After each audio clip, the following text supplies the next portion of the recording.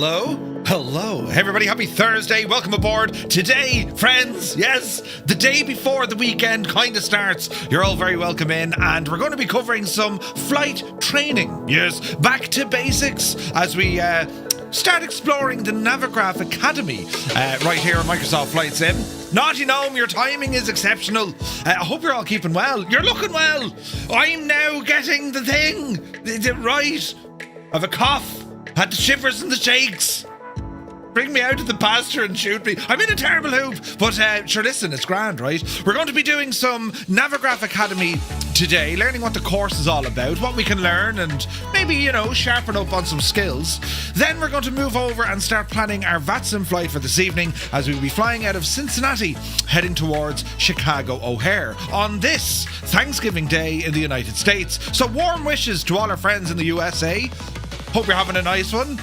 You're going to be in a hoop later on. Get the thumbs ready, loosen the belt buckle, right?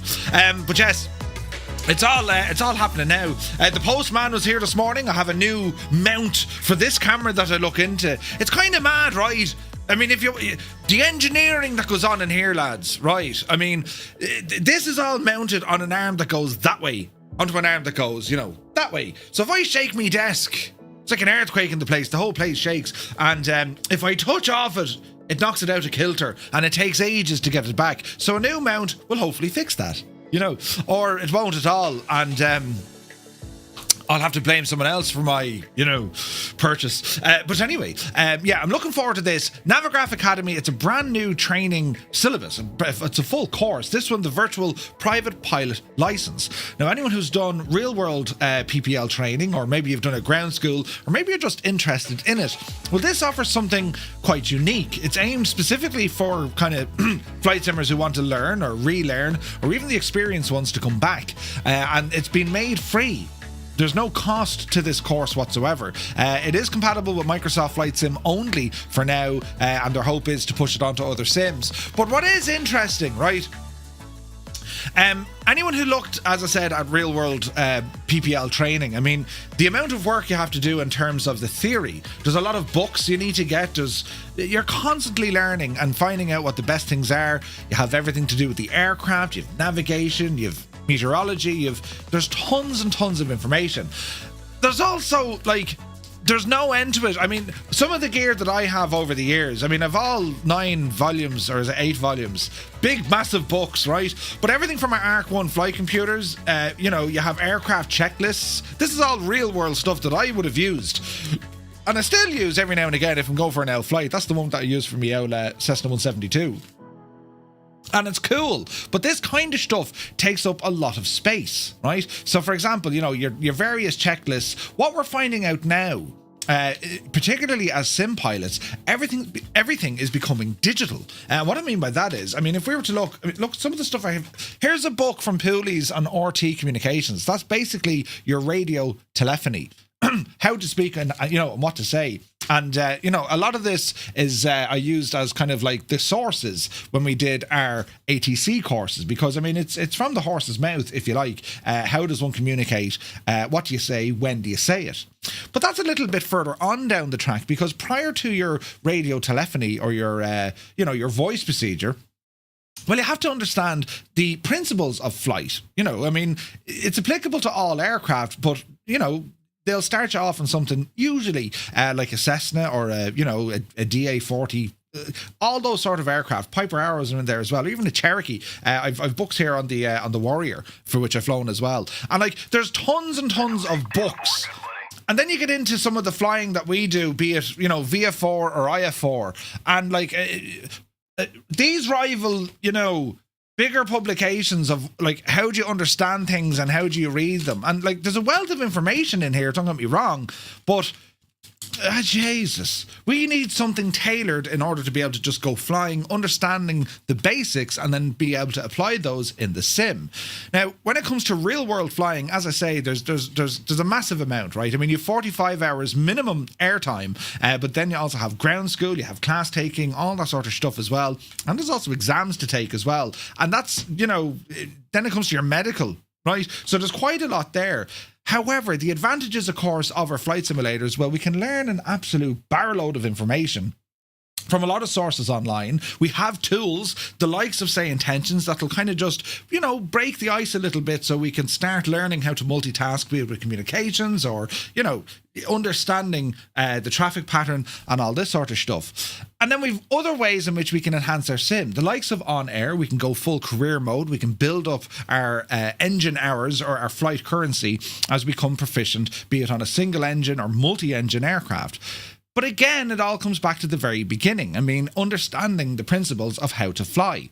A lot of folks, hopefully, will be coming into Flight Sim for the first time in December when you have the PlayStation release. So this sort of stuff, it's important because it's amazing when we do our group flights. A lot of the time, look, when we started off, excuse me, it was very, it was mad, wasn't it? I mean, there was a scene set up for every time we went to land because it was anyone's guess what was going to happen. Nowadays, it's quite different because, well, your skills have increased something fierce over the last couple of years, and it can be a little bit intimidating now for new folks starting off thinking, I'd love to go flying with them, but I haven't a clue what I'm doing. And, right? So that's where stuff like this starts to come in. And it's great to see what Navigraph have done here, especially that they've made it all free. You see, so they have a full course for the virtual PPL, the virtual private pilot license, and they're going to be adding more and more to this. And it's to give you kind of the basic fundamental training or knowledge, right, that you can apply to the sim in order to do the basics. And once you understand the basics, that's a very strong platform to go off and learn more, right? So it's all going to be with the small little airplanes, right? But, you can build on that and then bring it forward after that. It's very interesting to see. So today, it's all about looking at the course. What does it entail? What are we going to learn? And how do they kind of, monitor this? How do they track our progress? Because that's the important thing. If you go out for your a normal flight training, you're sitting beside your CFI. He's not telling you, but he's noting and marking down absolutely everything that you're doing. It's just like your driving test. And it's amazing. Every time you go up there, it's always going to be slightly different. I've flown the same aircraft multiple times, and every time I get into it, it feels different. Something has changed, be it from the previous pilot who used it, or the weather is slightly different, the temperature is slightly off, maybe there's a little bit more kind of moisture in the air.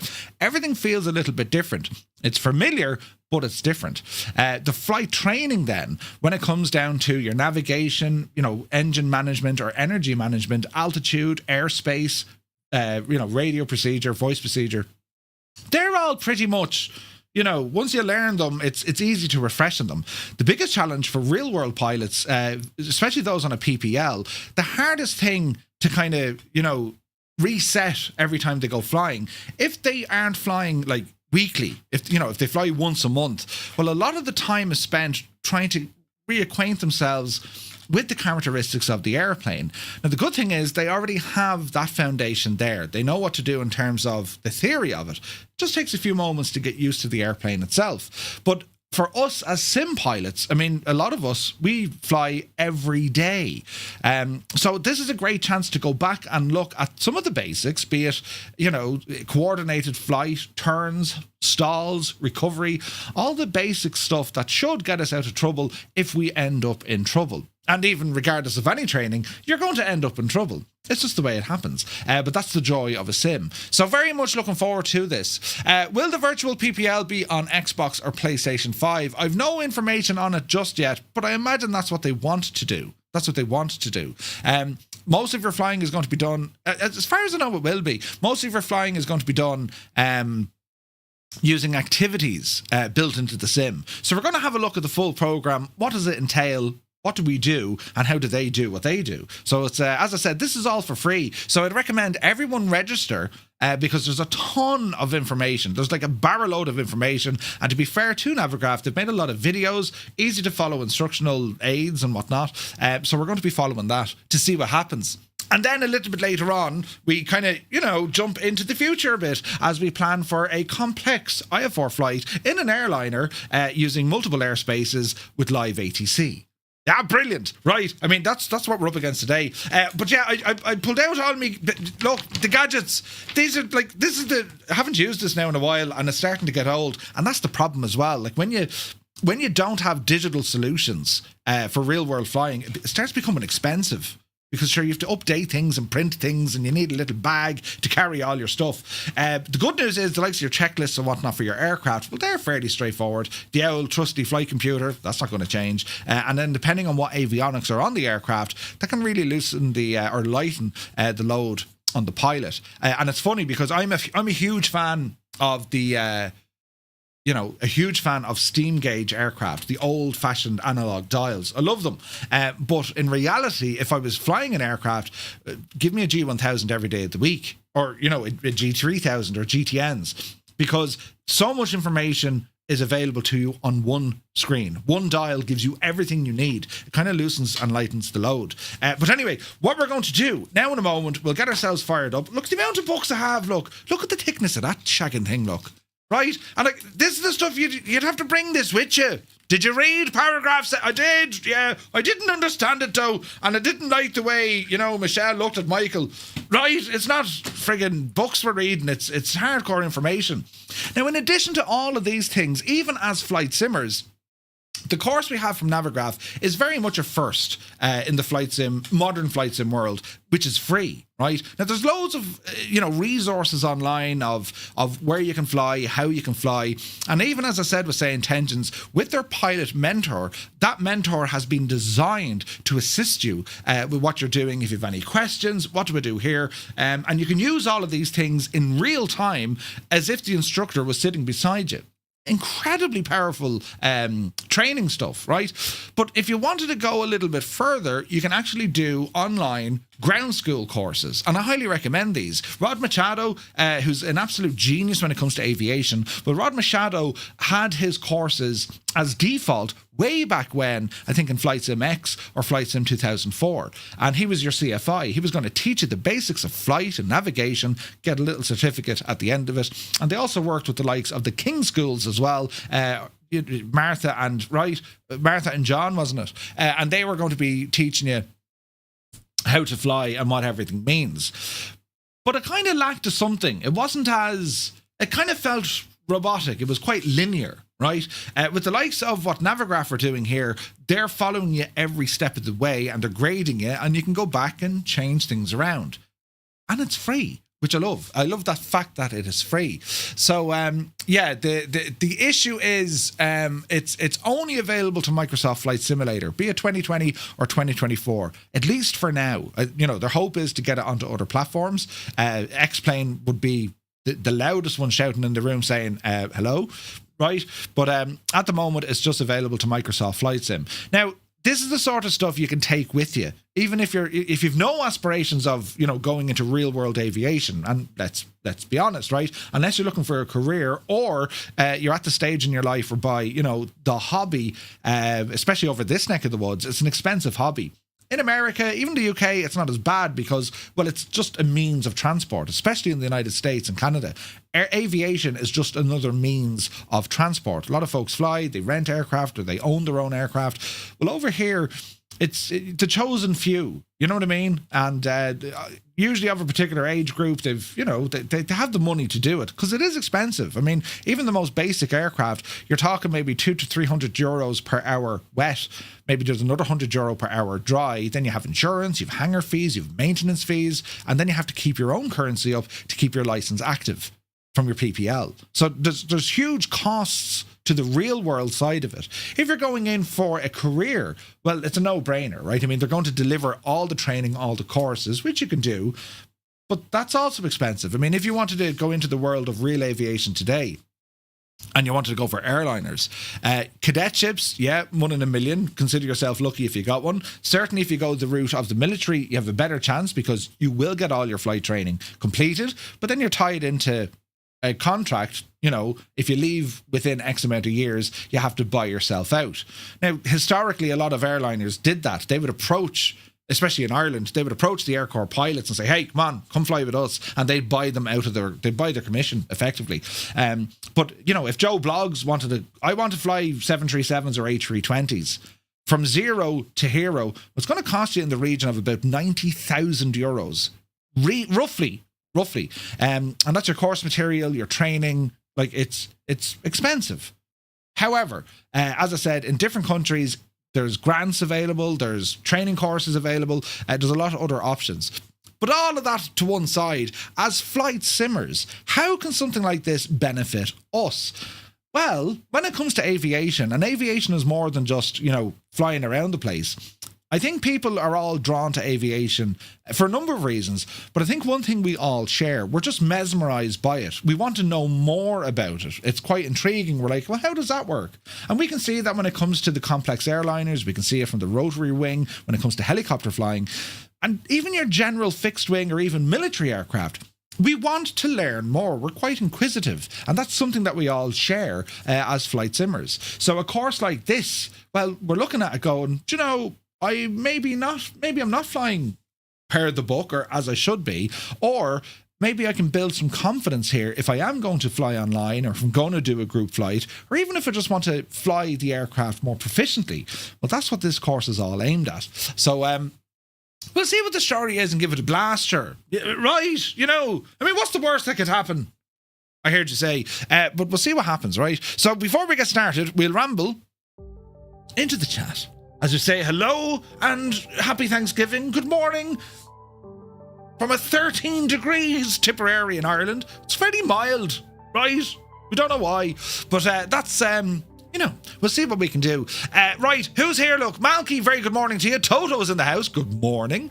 Ryan is here. The Impossible Face. Tis fierce smiled, buddy. Big Business, welcome aboard. DK Funfly is here. Work lurking mode ish. Would you like to know more? Max Stallion is here. 98 Vulcan, top of the morning to you. Super P Potato, welcome in, man. Now let me see. Max Stallion, Jesus, 270 streams in a row. Did you just see what he did? 270. He says, at this stage, I'm more consistent than Robin Podge's biscuits. Are you making the tea? Max Stallion, thank you very much indeed. PK Troy, a very good afternoon to you. Hope you're well. Spitfire RAF 100 is here in the chat. Welcome in. Patrick Doyle, good to see you, buddy. Naughty Gnome, good morning to you, my guy. Hope you're well. And lads, if you've any questions as well about, the sim, your any flight sim, be it X-Plane or Microsoft Flight Sim, hardware, maybe if software issues, our daytime streams, this is the place. So if you have any questions, do let me know. Corn Wolf is here, top of the morning. Filthy is here. Happy Thanksgiving Day to the United States. It's good to see you, buddy. New AirAC is coming out today as well. Yes, there is new nav data available, so we better grab that. Naughty Gnome then jumped on with gifting 5 tier 1 subs to the community. Naughty, thank you very, very much indeed. Lads, if you got a tier 1 sub, with thanks to Naughty Gnome, do be sure to say thank you. Thank you. Very kind of you. APU Inspector, welcome in. Sean Dale is here. Hope you're well. Vacuum is in the house. Let me see here now. Good morning to you, buddy. Jimbo Stream, hope all is well. Willow, how much? Welcome in. Soaring AJ, 80 streams in a row, buddy. Thank you very much indeed. Hope all is well in Florida. It's very good so far, says Naughty Gnome. Very well done. Indeed. Dazza T. Arab. Well, hello, Dazza. You're looking well. Is that a new cologne? What do? Do you fill the bath and then jump in? We can smell it from here. It's good to see you, buddy. David Bay is here. Malky, good. He says, wait, Murph knows what a checklist is. Yeah, but it'll stay in the drawer, But yes, Doug D, good to see you, Doug. Thank you very much indeed for 8 months subscribed. Cheers, buddy. Hope you're well. Big Walter is here. You're very welcome aboard. Now it's only Murph who ends up rolling into car parks. Well, yes, that's happened. Listen, you do something stupid once and you're remembered for it. Gar Gaming, hope you're well. A big hello to Galway. Very good morning to you. Sean Dale, indeed. Abdul is here. Oz Nomad, he says it requires Symlink. I'm not sure if you can install that on Xbox. Well, you do have Navigraph charts working with Xbox, so I think it will work. We'll read the FAQ here now in a moment.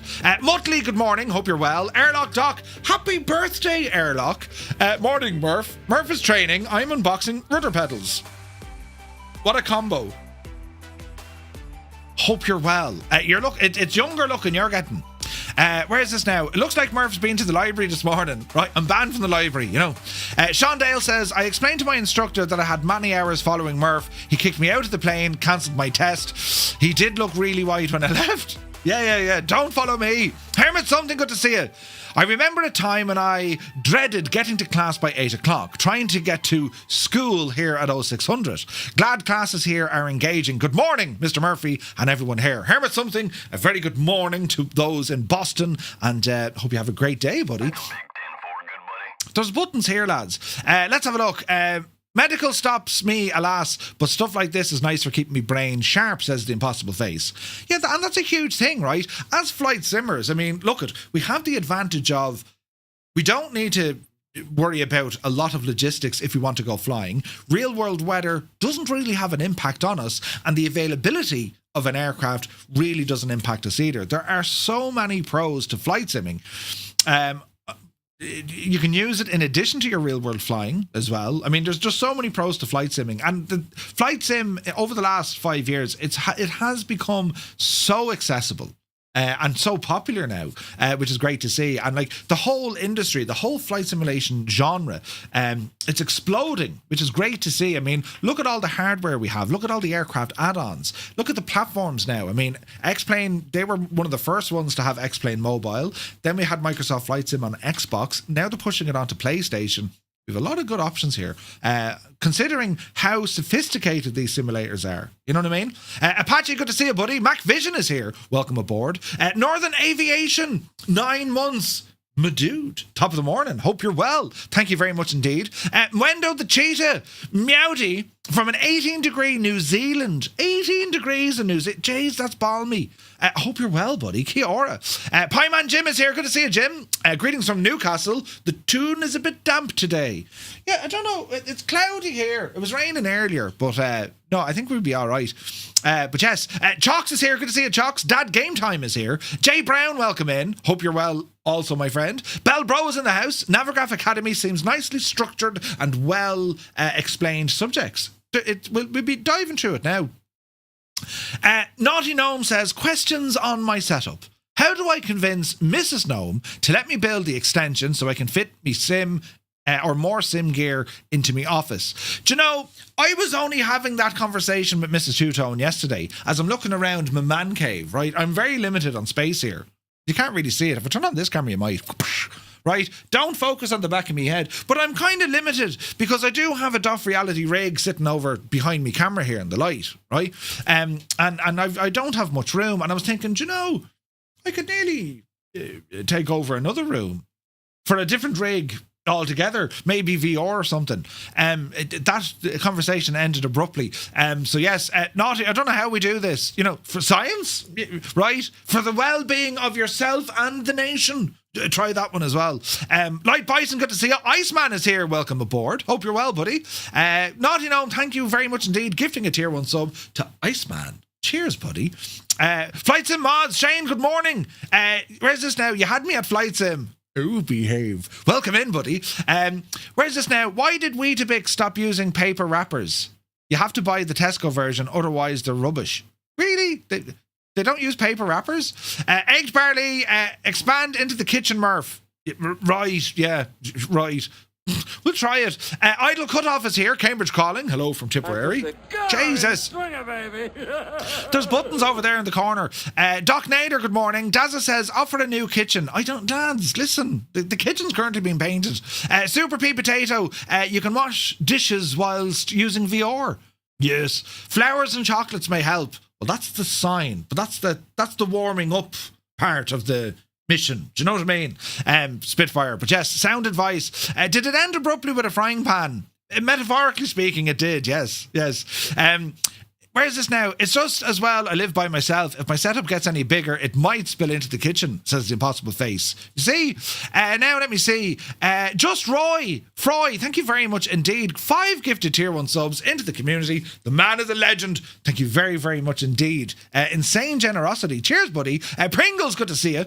A spa day does the trick. That could mean many things in Ireland. But yes, she's not mad going to the spa. You know, who else is here? Uniform Goose, top of the morning. Good to see you, Goose. Matt Roberts is here. Good morning. Marcel, a very good morning to you. El Papino, bonjour, monsieur. Hope all is well. Stone is in the house. Good to see you. Hope all is well. Kubi Montana, top of the morning. Kojo Plays, welcome in. He says, I haven't played Microsoft Flight Sim since the first week the game came out, so hopefully this will make you play it again. Oh, dude, it's so good. And like we're so close now to the latest update, Sim Update 4. And like everyone who's using it is saying it's very good, you know. Says Sim, good to see you, buddy. Hope all is well. It's 6 degrees in France. Ooh, 6 degrees. A Crotty is here. Good morning. You have a man cave, but you need a man extension. Yeah. Wait, what? Right, let's get into this and see what happens before we get in trouble, will we? Right, so you're very welcome in. I'll move my microphone. It might make a sound. Oh, it didn't. Oh, but we're doing great things here, right? It was 25 degrees during the day. Wendo, what part of the parish are you in? Are you up the north or are you down the south? Because doesn't the south get a little bit warmer? I think, maybe. I don't know. I think it does. I could be wrong, though. Right. Also, I'm going over your neck of the woods in March. We're going over. Are you in the North Island? Ooh, nice. Yeah, I'm heading to Southland next year. Looking forward to it. Going to Warbirds over Wanaka. Can't wait. I will miss the squeak, says Corn Wolf. Hang on. I'll fix this. No, it doesn't. Sometimes my genius can fix squeaking. Right.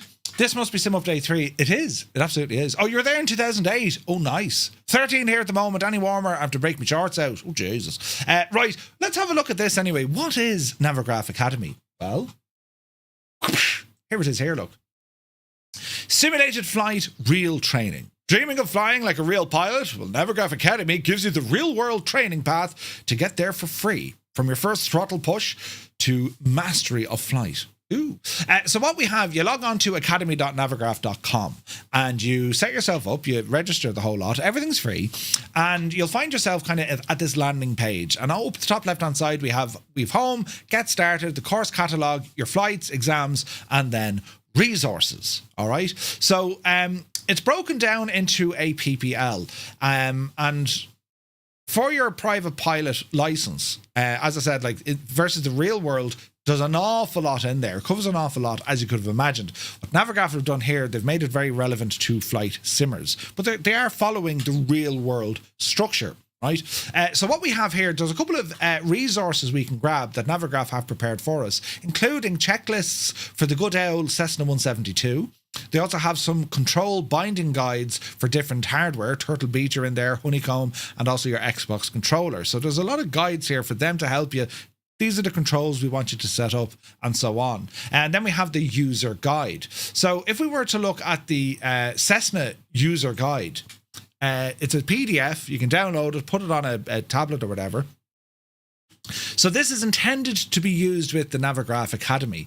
And just like your POH for the aircraft, and when you start out your flight training, well, they're going to start teaching you the basics, understanding what the different parts of the airplane are, what they do, and how they work. So, for example, yes, we know at the front of the aircraft, we have our engine and propeller. At the rear of the aircraft, you have your tail, but people will say, you know, horizontal stabilizer, elevator, rudder, right? So it's just pointing to what everything is.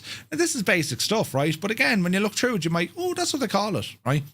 But anyway, they go through the user guide for the aircraft, and it's basically setting up camera views, getting your controls, operating limits of the aircraft, and then the procedures. And then they talk about getting the, getting the right visuals in there, because your seating position, so much so, if you ever look on airliners, you'll see in the center console up high, usually on the bar that comes down, but there's these three little dots, little circles. They're visual guides or guidance for the pilot and co-pilot, so that they're sat in a correct position, so that they can see all the instruments without exerting massive movement.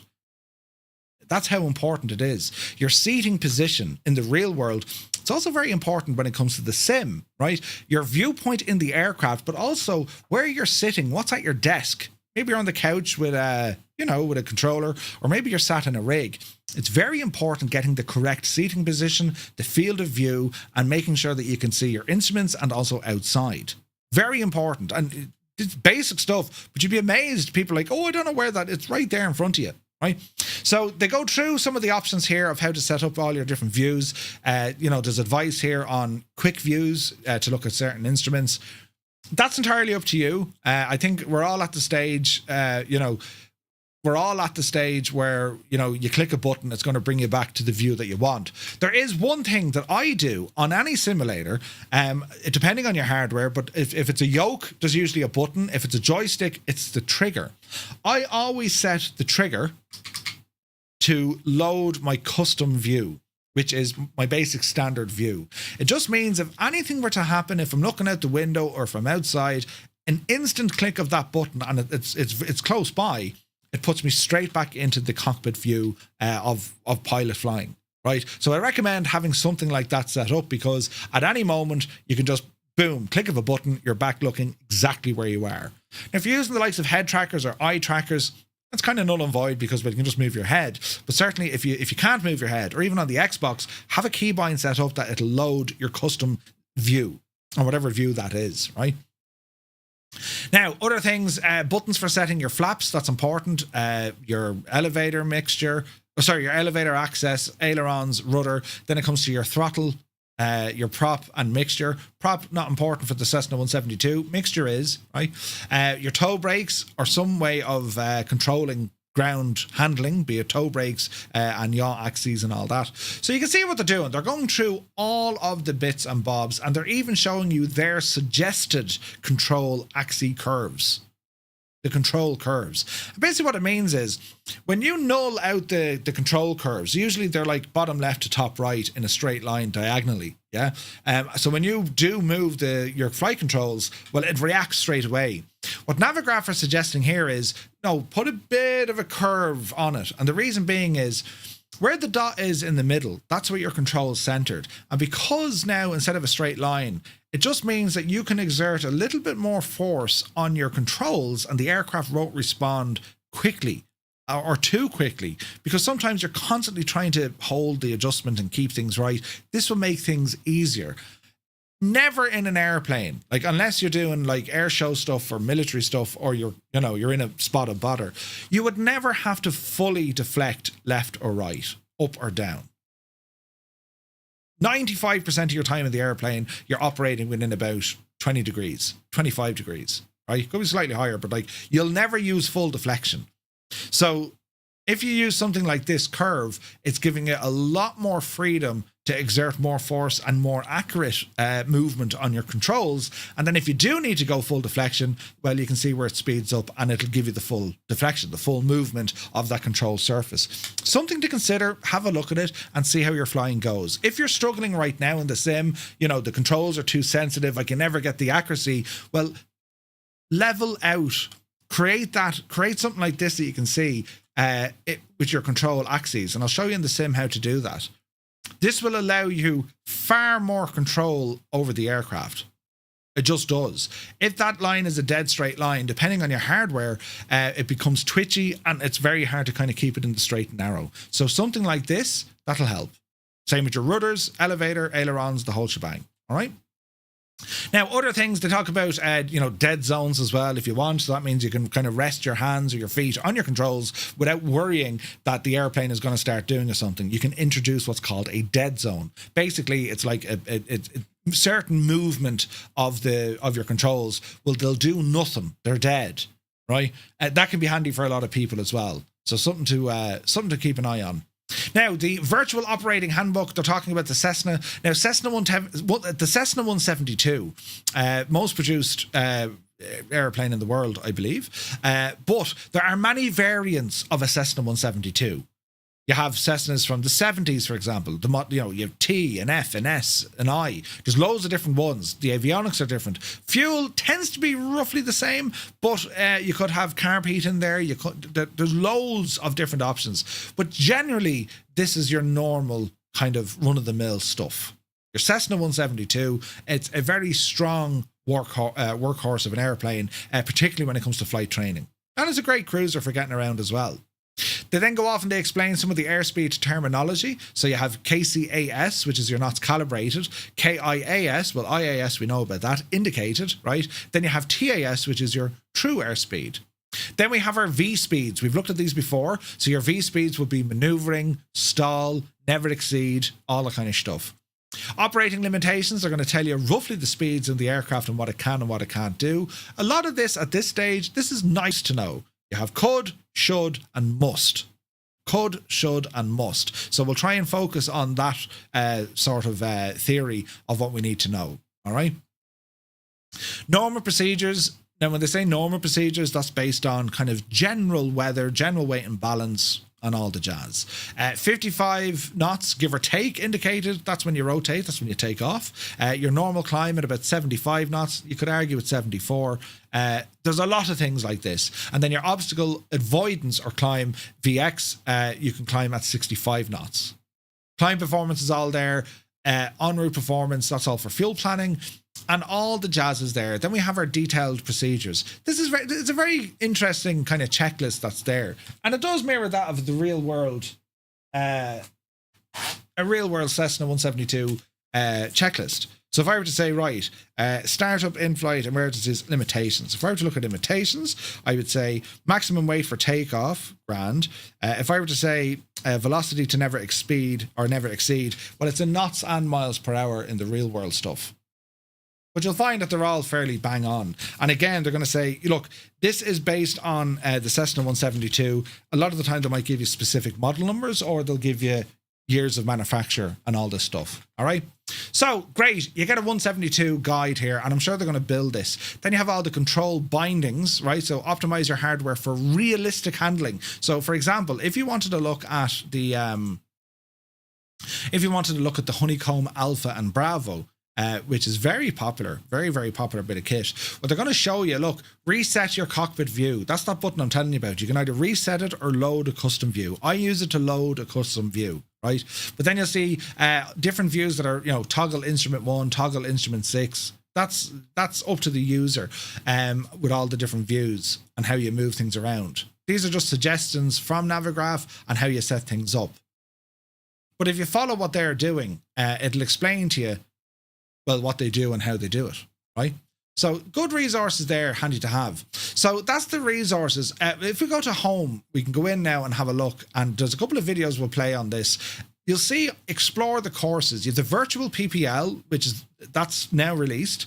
Then the next module coming down the line is going to be instrument flying. And then they get into instrument approaches. And it goes on and on and on from there. I mean, there's a barrel load of stuff here. Then you have to learn about the weather. You have to learn about, forces on the humans and all. There's a lot of stuff that you learn, right? But Navigraph Academy, it's built for newcomers with little to no flight sim experience, but it's also built for experienced simmers as well. And it's all put together by real world pilots, real world flying instructors, right? Sandman, good to see you. So what we have, as we kind of scroll down here, you'll see there's tons of articles in which we can read about, but we also have like the introductory video. So we'll fire this up and have a quick look. And as I said, you get the idea what this is all about. Do you know what I mean? So we'll watch this and see what happens. You have arrived. Welcome to Navigraph Academy. Here, you'll experience the thrill of mastering the art of flying and earn the right to call yourself a certified virtual pilot. No matter your experience level or your current knowledge of flight simulators, be safe with the knowledge that will get you airborne and flying in no time.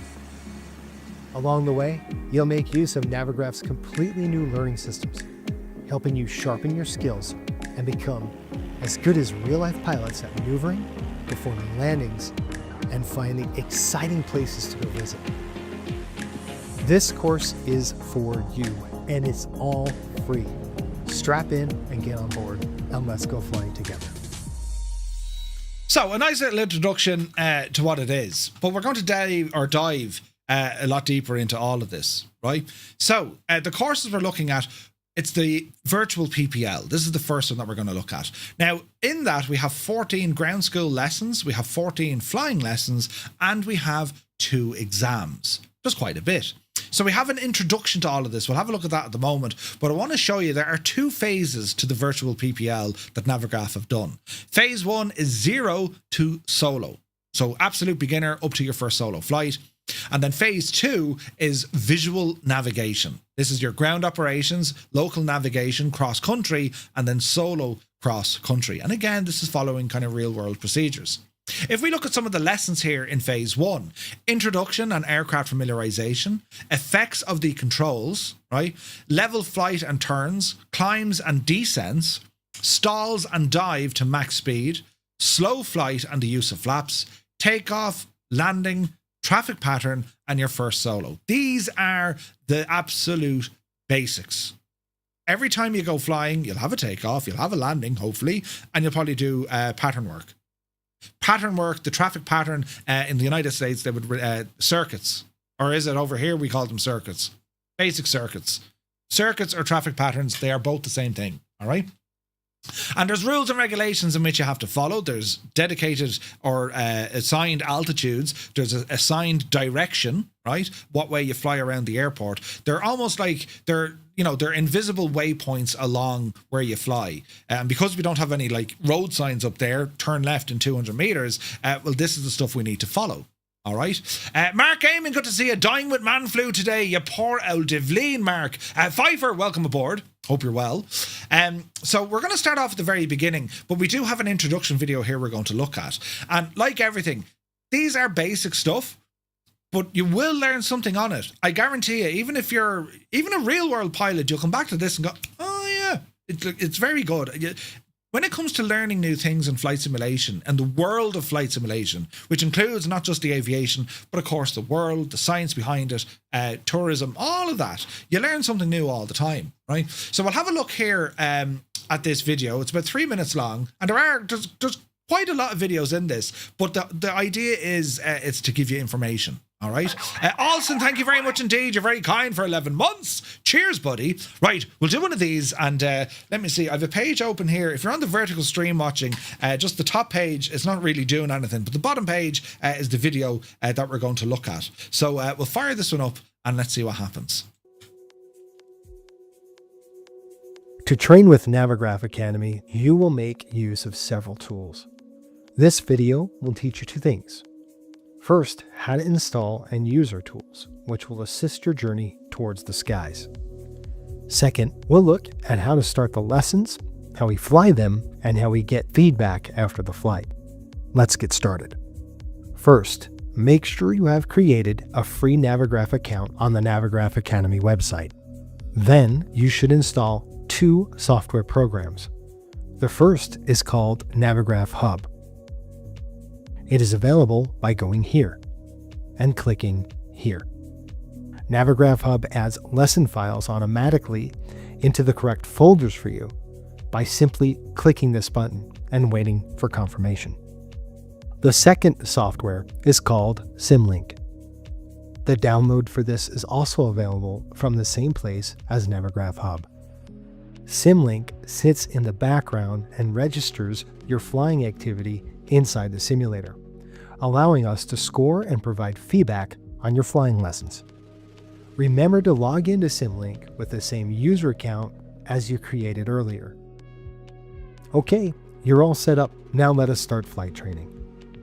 Using the Navigraph Academy systems is easy. Every lesson starts with a theoretical training on the website. Go to the lesson you want to do and read and watch. Once you feel confident to try the lesson inside the simulator, go through the pre-flight briefing on the website, accessible through the lessons. Then launch your flight simulator. Go to Activities and Custom Content. Click on the lesson you want to play. A pre-flight briefing gives you a few final reminders on what to do. Now it is possible to launch the lesson, and it's time to fly. Have fun. Practice for as long as you like. Once you are done, end the flight. Go back to the website. Within a few minutes, you will be able to find your flight statistics. On this debriefing page here, you can see how well you did on all your lessons' specific maneuvers. You are given feedback on how well each attempt succeeded. and get suggestions on how to improve in the future. If you do not get a passing score, you can try the lesson again. To pass your course, you need to complete all lessons with passing scores. You must also pass examinations that are given at the end of each phase, unlocked after you have completed all of your flying lessons. Flying with Navigraph Academy is easy and realistic. Let's go explore the wonderful world of flight training together. We'll see you up there.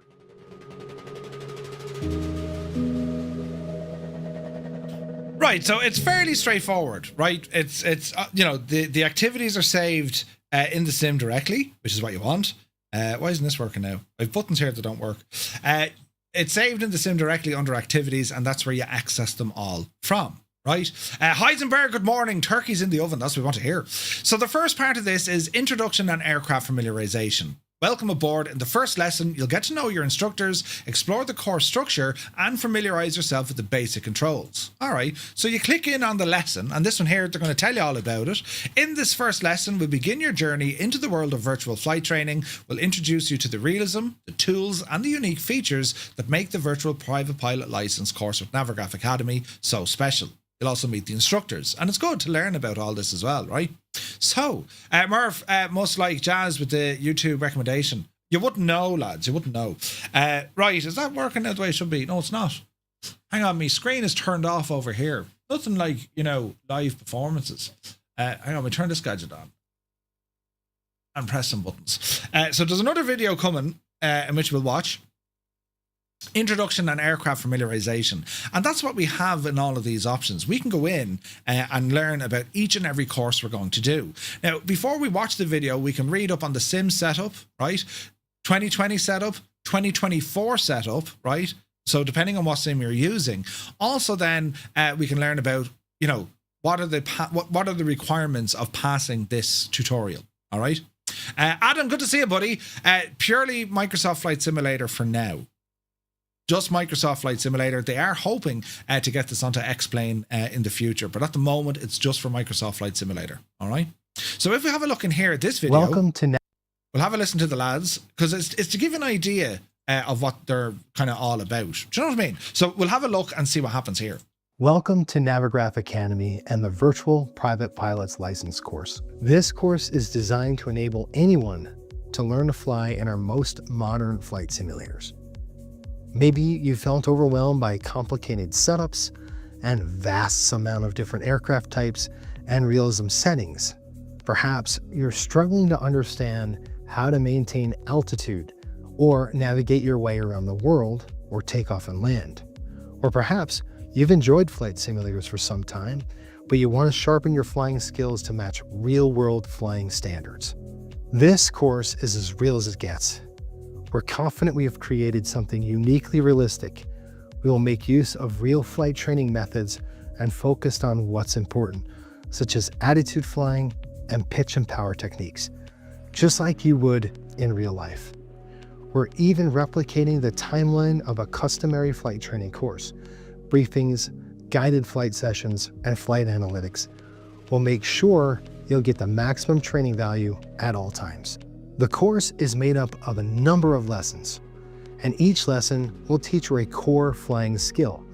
A core flying skill is a specific maneuver or flight procedure that you can master to perfection, such as turns or visual navigation. In this first course, you're going to master these fundamental flying skills, which is a great base for learning to fly any plane, be it an airliner or a small general aviation aircraft, in any simulator. The end goal of this course is to attain the skill set required to attain your very own. There's buttons being pressed. Doug, you absolute mad thing. Between Cracker redeeming stuff and then Doug, 10 gifted tier 1 subs this morning. Thank you very, very much indeed. Thank you very much. You're very kind, lads. If you got a tier 1 sub, but thanks to Doug, well, do be sure to say thank you. We're here learning all about Navigraph Academy and watching some other videos, the introduction to the first lesson we're going to do. We can do it all together. That's a good thing. But yeah, Adam, I agree. It is a shame that we can't do this yet on X-Plane, but we will eventually, right? I mean, it is something they would like to do. But, I mean, you can still use Navigraph Academy. If you're on X-Plane, you're just going to be missing out on the feedback. But in terms of learning the theory side of it, You can, right? And P3D, yeah, and P3D. Well, I don't know, like P3D, it's kind of, it's I won't say it's now being ignored, but it's kind of being ignored now. Like you talk to any developer, like, hey, you doing that for P3D? Go back a couple of years ago and like you'd be counting them all day. You're down to like a handful of developers who are still doing stuff on P3D. It's just the way things are moving, I suppose. But I would agree. I would love to see this on all flight simulation, all of them, do you know? But at the moment, it's very much aimed at Microsoft Flight Sim, do you know? Mrs. TPHI is upside down saying, good morning. Hope you're well, Mrs. Hope you're well. So we'll continue on and see where they're going with this. VPPL, a virtual private pilot's license. We will use the iconic Cessna 172, one of the greatest training aircraft ever produced. For this course, we're going to use Microsoft Flight Simulator as our simulator. In it, you'll find the Cessna 172 fitted with the G1000 avionics suite, which is available in all game release versions. This means you can jump straight into your flight training with us. We've gathered an amazing team with a ton of aviation teaching experience to guide you on your flight training journey. We're in for a great ride together. And before we begin, I'd like to share a bit about my background. I bring 3 decades of experience in aviation safety and training, with extensive expertise in transport category aircraft and a broad range of general aviation experience. I will serve as your flight instructor, teaching you the practical aspects of flying, including aircraft maneuvering and operation. Joining me, I have great aviators to help. Martin is our ground instructor, and he'll be giving you the meat of the course. Martin is a former airline captain and a long-time certified flight instructor. Having written several books that are used in private pilot training in Europe, he's a perfect match to teach you the science behind everything we're going to do. I will be teaching you and helping you to prepare for your flight lessons throughout the course. And in this role, I will cover the theory behind flight, hopefully giving you all the amazing insights into the aerodynamics of the flight maneuvers that you will get to fly. I will also be explaining the procedures, the aircraft technical systems, and a lot more. And whereas Jason is more focused on the practice of flying, I will be here to tell you all about the interesting theoretical knowledge behind it all. Andy will be your guiding voice on all matters related to flight simulators. Andy has been flight simming for many years and knows a lot about how to achieve amazing virtual flying experiences. He is also a trained commercial pilot and former airline pilot, so he knows a thing or two about the realism of modern flight simulators. I'm here to help ensure that you, as a student, have a positive learning experience. We all know that getting started can be a daunting task, and in my role as a community manager at Navigraph, I hope to alleviate many of the difficulties by guiding your flight training journey, such as configuring your flight controls and selecting the best simulator settings. I also join in at times to discuss real-life aviation ties and trivia that relate to your flight training sessions. For example, there are plenty of lessons to be learned from real-life incidents and accidents and how they have shaped why we fly the way we do today. Finally, it's important to address both the differences and similarities between virtual flight training and real-life flight training. There are some key differences, but you'll probably also be surprised at the level of realism that is achievable with today's simulators. Your journey starts at our training website, where you can access our in-game training sessions. All of our content and our missions is 100% free, but if you're not quite ready to start training yourself, feel free to continue watching our videos here. You'll experience all the training and theory that is included in our courses. See you at the Academy and in the airplane. Don't forget to subscribe and to leave a comment. This way you will not miss our future training videos and you will be supporting our educational content here on YouTube. See you up there. Right, pretty cool. So a nice introduction into what it's all about. And again, you know, you have access to this material even if the material isn't available on your preferred platform, at least for now, right? So it's a good startup. So we'll move on to your simulator setup, right? We've met the instructors, we know what it's all about. Well, now we want to get our simulator set up, and that's anything from your in-game settings or in-sim settings, also to your control bindings as well. Now, they go through a 2020 setup, and they also go through a 2024 setup. Now, this is a 25-minute video. We're not going to watch it all, but I'll jump ahead just to give you an idea of the material in which they're covering, just to give you, you know, what they're looking for in terms of what way they want you to have some sort of a setup on your own flight sim yourself. So we'll have a quick look at the 2024 setup just to give you an idea, and I'll kind of move through this because there's different things like your control axes and button binds and all the jazz. So we'll have a quick look at this to get an idea. Hi everyone, it is time to set up your simulator so that you can get the most out of the Navigraph Academy training courses. I'll be giving you instructions and advice on not only how to configure the controls on your devices, but also what realism settings you should turn on and off to achieve the best training results. These settings shown in this video can be used in MSFS 2024. If you're using MSFS 2020, head over to the video that pops up right here or follow the link in the description. Let's begin with the control settings. So at Navigraph Academy, we've been careful to pick out the right control bindings to ensure not only the most realistic, but also the most effortless flight training experience within the sim. And on top of that, we have also selected the best viewing options for the cockpit camera views to ensure that you can fly following the real-life visual pitch attitudes, while also having access to instruments, aircraft systems, and outside views.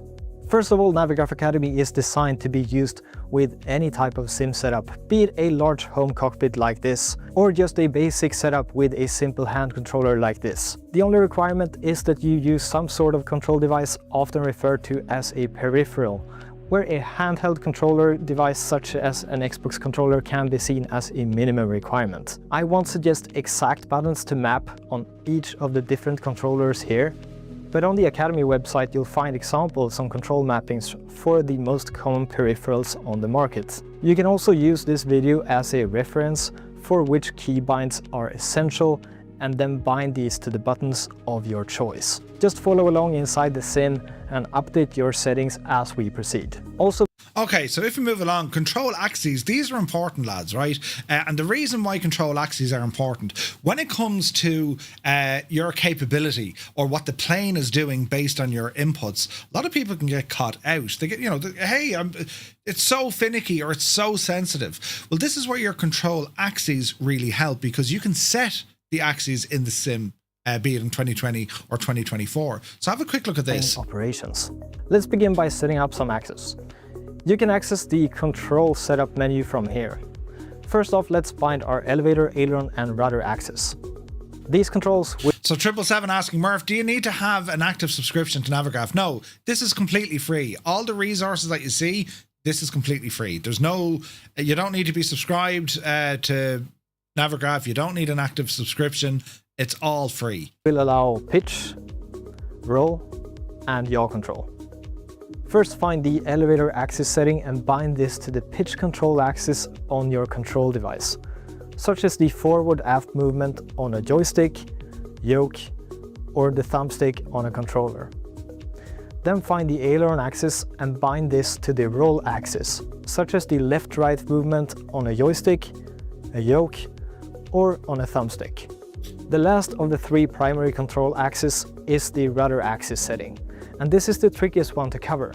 Okay, so rudder pedals, right? Not everyone uses a rudder pedal, so they can use a twist on their joystick, right? Or you can use buttons on an Xbox controller or whatever. There are also options in the sim, in the assistance area, where you can have what's called auto rudder. So basically, this helps you for doing things like coordinated flight. Doing a coordinated turn doing a coordinated turn in flight sim can be difficult because you're not actually feeling the forces of the aircraft. Everything has to be measured by what you see. Now you can look at your turn and your slip coordinator. That's an instrument on the aircraft dashboard. You can say, look, that's what I'm doing. Or, after time, when you get used to it, you'll know if the airplane is coordinated when it's turning, right? It's not just move your ailerons left or right. You need to do what's called a coordinated turn. And that's real world training as well. If you don't have access to rudder pedals or a twist on a joystick, you can turn this onto automatic, and the sim does a pretty good job with the auto rudder. It does nice kind of fine inputs on the rudder. So if it's something that you want to just skip, you can come back to it later, or indeed if you just want an extra bit of help, you can use auto rudder. I tend to leave it off because throw us in at the deep end, that's where I'll learn, but these are the options you can do. Other axes then come to your prop, your throttle, and your mixture. Mixture is going to be covered way later on in a different lesson, but you get the idea. Also, your ground handling or your braking. So in a lot of aircraft, you have what's called differential braking. Basically, your two pedals, left pedal is for your left brakes, right pedal is for your right brakes. And you can actually steer the aircraft, depending on the aircraft. You'll either have a nose steering wheel, as in that wheel will move with your rudder pedals, right? Or some aircraft have what's called a caster wheel, meaning that it's like the caster on a couch. There's no motor that'll physically turn it in a certain direction. Inertia changes the direction of the airplane. So if you're moving forward at like walking speed and you apply a small bit of braking to your left wheel, well, the left wheel will slow down. Your right wheel is still moving at speed. What happens? Well, the aircraft will start to turn on the ground because the right side is moving faster than the left side. And you can reverse that if you want to go to the right. So you have axes for your brakes if you want to throw them in there as well. Some of the keybinds are important, so we'll have an old gawk at this. Focus on buttons and keybinds. The Cessna is a very robust yet simple aircraft. To make use of our initial training courses, all the way through the traffic pattern training up to navigation flights, there will only be a few key bindings that you need to set. Our first keybind concerns the trim wheel. To fly accurately, you'll need to trim the aircraft to achieve stable flight attitudes. And we'll do this using the trim wheel. There is one setting for elevator trim wheel up commands, causing nose up movements, and one for elevator trim wheel down commands, causing nose down movements. Now, this cannot be overstated enough. Having something bound to control your trim is classed as a secondary flight control. Trim is vitally important in this. It's vitally important because it's the only way you're going to maintain level flight or coordinated flight, by having your trim set up correctly. You can use your autopilot, but if you're able to trim your aircraft, there's a similarity here between airplanes and boats. It's amazing how many similarities you'll actually see about the physics and the movement, right? Water and air. They're very, very similar. You might have heard it before on a speedboat, for example, trim the engine, or you trim the prop behind you. It's the same sort of idea here, whereby when you apply trim, it moves a small little flap, be it on the elevator or on your ailerons, right? Think of it as like, you're positioning the control surface. It's doing the work for you, so you don't need to exert that pressure onto your controls. Otherwise, you'll be jaded. If you're holding a yoke or a joystick in a position to maintain flight, you start getting tired quickly because you're exerting force. In a real world airplane, when you do use trim to counteract the pull, right, or the push, you would trim out the forces. And this is something that we don't always experience in a flight sim, unless, of course, you're using force feedback. As flight simmers, what we tend to do, well, we'll use the trim buttons or the trim wheel in order to raise the nose up or drop it down. Do the same with the elevators, and you can do the same with the rudders. In the real world airplane, we point the aircraft to its pitch or its roll, right? We aim it to say, this is where I want you to stay. And then you start trimming out the resistance on your controls. So when you let go of the controls, they'll stay exactly where you set them to. That is the difference. I heard someone say it before, it's kind of like the feeling of, if you were to like put your hand down, lift a whole load of sand, as you start opening your hand slowly, the sand starts coming out. It's that sort of a feeling that it's the load bearing on your hands, right? Elevator trim, aileron trim, you're going to feel that in your hands. Rudder trim, you should feel in your rudder pedals. But again, if you don't have force feedback rudder pedals, all of this has to be done visually. And there are ways to do it. I don't use a trim wheel. I do have a Bravo yoke over there. I tend to use the up down position on the hardware that I'm using. There's a little roller ball. That's how I control it. And you can do it to multiple. You can put it on an axis if you wish. So trim is vitally important for any flying, right? To go on then to talk about the viewpoints of setting up what's a good view to have, a lot of the time they're going to put them in there themselves. Aircraft manufacturers will put in the default camera views for you. So will do it with their fleet as well. The control sensitivities. This goes back to our axes and how much movement is required by you to have an impact on these control surfaces. This is an important one, so we'll watch this part. Environment. We have a final note on control sensitivities. So these settings control how the input on your control device transfers to the movement of the control surfaces on the plane. So in real life flying, we often have more accurate control over our yoke and pedals than we usually get from the simulator control devices. In the real plane, the range of travel is often greater, but the aerodynamic feedback also provides dynamic stiffness to the controls. At Navigraph Academy, we've endeavored to use our combined experience operating the real Cessna to create realistic and more functional control sensitivity settings. Now, we suggest that you use the following settings. The aileron and the rudder benefit from a reduced positive and negative sensitivity. This reduced sensitivity near the mid-range of the range of device travel allows more precise roll and yaw control, while still allowing for maximum deflection if necessary. Note that in real-life flying operations, full control deflections are actually quite rare, and we are mostly operating in the mid-range of possible control device travel distance. With these settings, you will have more accurate control and suffer fewer overreactions as you apply the more common moderate roll and yaw inputs. In our opinion, there is no need to change the sensitivities for the elevator axis. Keep in mind though that if your device has a small range of pitch movement, a similar control sensitivity setting may be beneficial for the elevator as well. Let's now move into the final setup phase, covering the realism settings.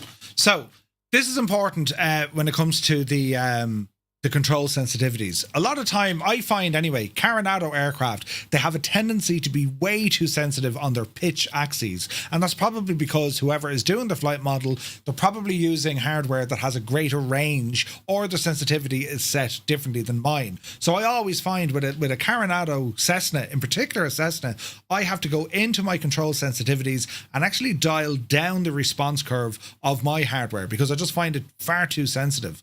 What Navigraph are saying here, by and large, you don't need to worry about the elevator. This is purely on the aileron, our rolling capability. And if you do struggle with sensitivity issues, you know, I've only barely touched it and the plane went flying, this is where you're going to be able to dial in those settings. So they've recommended -6 for your aileron. I recommend trying that. Do a couple of test flights, see how it feels. If you feel now, yeah, it's a lot more flowy, if that makes sense. It's a lot more loose. I can really kind of throw it around control wise and the plane doesn't react or it doesn't bite back quite as hard. That will lead you to having more precision or precise controlled movements, be it on a roll or even for takeoff and landing. And you can have a look at all your control axes. A lot of people will say when they, you know, if it's a third party airplane, oh, it doesn't feel right. Go in and tweak your settings just to see, does that fix it? Because for a lot of aircraft developers, chances are they're using different hardware than you are. And then when they dial in the settings for what feels right to them, by the time we get it, we're like, what the hell were they thinking? This doesn't feel right at all. So your control sensitivities are vital. So make sure you get in, have a play around with them. You'll see them in your options, in the control options, and have a little play around with them just to see if you can achieve a more stable control input, right? The last one then here that he's going to chat about are the realism settings. Realism settings in the sim, especially for flight training, I'd always recommend turning off crash damage. I would turn off any sort of pilot assistance, like, I mean, you can turn them on if you want, but like the likes of auto rudder unless you need it, unlimited fuel, you know, auto mixture, I leave all of those off. There's also aileron assistance, elevator assistance. Ideally, you want all of these turned off to start off with, because you're going to learn, okay, it might be a little bit harder to learn, but you're learning kind of the correct way first.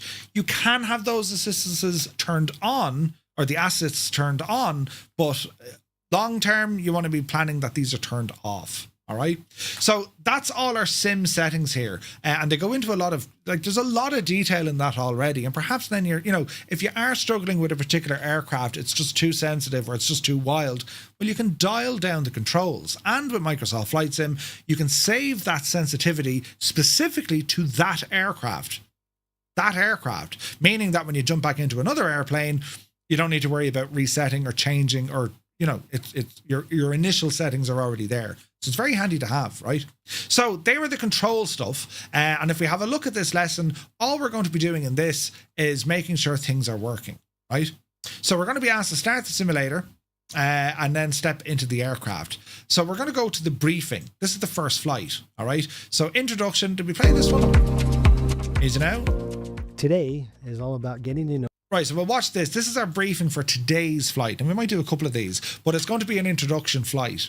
And if you read down through it, right, what should I do in this lesson? So it's going to tell you. Well, they want you to test your camera view, check your key bindings. How long should you practice? There's no time limit until you're comfortable. And what do you need to do in order to pass this lesson?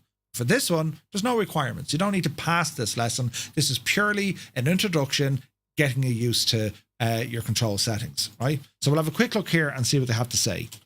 Know your controls. No pressure, just making sure we're all set up and ready for training. Find your lesson by going to Activities. Scroll to the right to Custom Content and click Lesson 1. You will find yourself on the ground. First order of business is to check your controls. Try the quick view buttons. Then explore the different views. There are 4 different views to choose from. Make sure you can access them all. Then move on to making sure you can use your aircraft controls. Looking down into the cockpit, you should see your yoke and your rudder pedals move as you move your control device. Make sure they travel in the same direction. It would also be nice to see the trim wheel moving when you trim, as you can see here. Great. Look up again. Try increasing power. The aircraft will move. Brake to a stop. Nice. Once you feel you explored all your bound controls, end the flight. The lesson will be marked as completed back on the website. That's it. Have fun. Right, so a very basic, dip your toes into what's going to happen here, right? So what we're going to do, we're going to say, are you ready? Let's go flying. So it's going to say, start the lesson. Make sure the lesson package is installed, and we're going to start this. All right, so we go into our sim, and we're going to go into activities. Inside activities, we come over here to custom content because we have Navigraph installed, and we're going to do part 1. Now, any sort of custom content you have, I mean, there's stuff here from, black box simulations, there's the Orbex Jurassic World, there's a lot of other stuff in here. But if we go in and we start at introduction, this loads up the information, right? Now, there are a couple of issues Navigraph are aware of. For instance, you'll hear that sound, you're like, well, what the hell is that all about? It's just, these are bugs that they're trying to work with Asobo to get them tidied up. So just be aware of them, right? If it happens, there's nothing wrong. I'm getting them as well. So this one, they want us to test our camera positions, and they want to get a feel for the 3 control axes, test some other ones, and check on your key binds, your trim, and so on. So I'm going to click on Start Flight, and it'll all load in, and then before we know it, we're going to be doing a thing with the plane. So let it all just do its stuff to load. And here we find ourselves sitting in our Cessna 172. Controls are all kind of neutral, not worried about things. So we're going to go through this of, well, where are my viewpoints, right? So I have all my views. What I do, I use all my views and I bind them to they're on my numpad, right? So you can use the default Microsoft Flight Sim button binding, right? So what I do, I'll say, right, if I want to look out my left window, it's number 4 on the numpad. If I want to look out my right window, it's number 6 on the numpad, right? Now while I'm waiting, I think if I go into settings here and just turn on my settings full blast. Here we go. Zoom. If I want to look over my right shoulder, I use that as the numpad number 9. Now, I'm pressing that, there's nothing there, so I'm going to set one up. So if I want to look out this direction, there's number 9.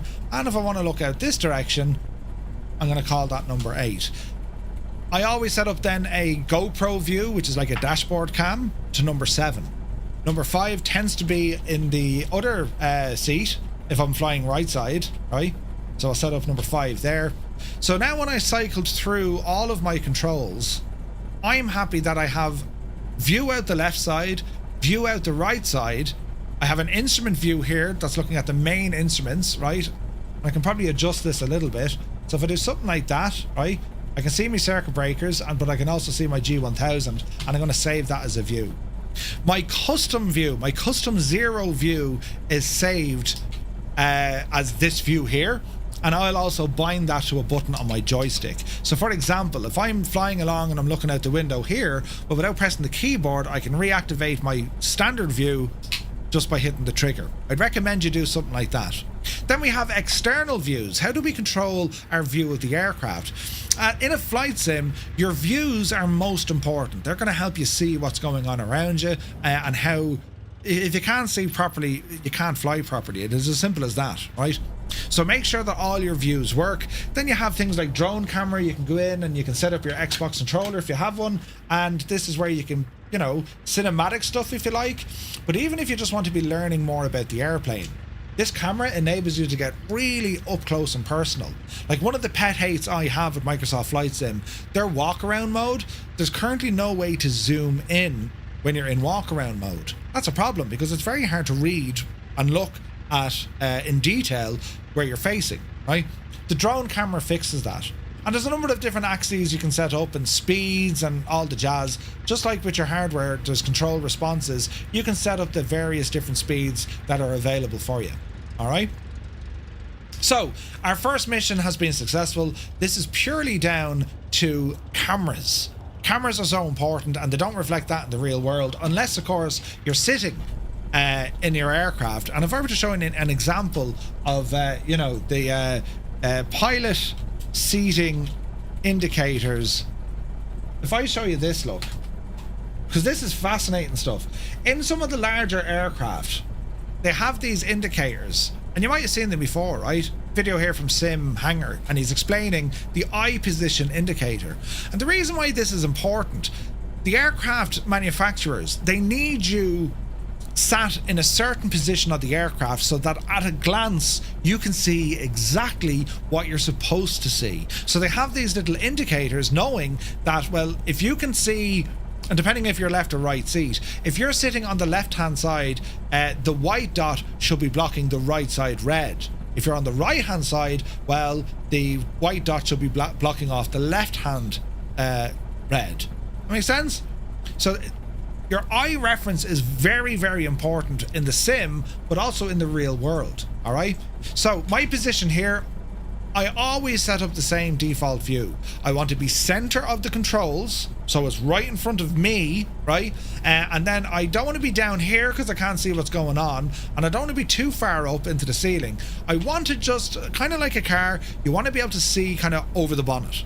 Now there are blind spots, but you still want to be able to see slightly over the bonnet.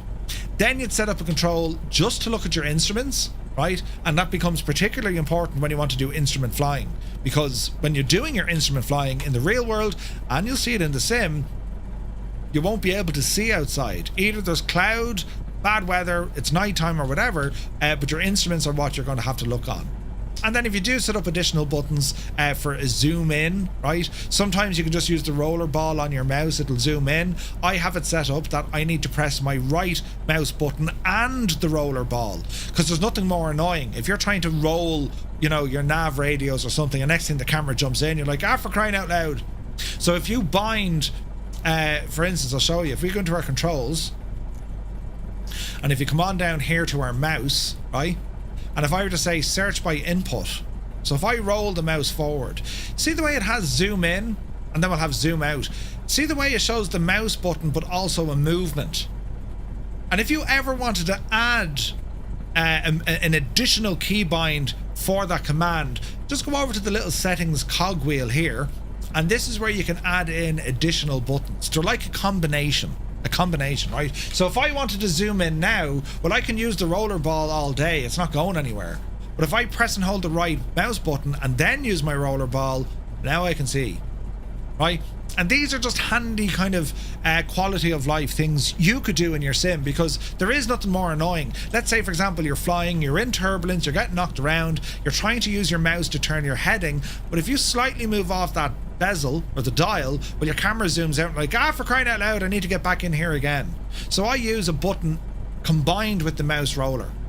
Little thing like that, all right? What else do we have? Yes, we also have eye tracking, right? Now, I don't know, this might work. If you're using something like head tracking or eye tracking, if we start this should work.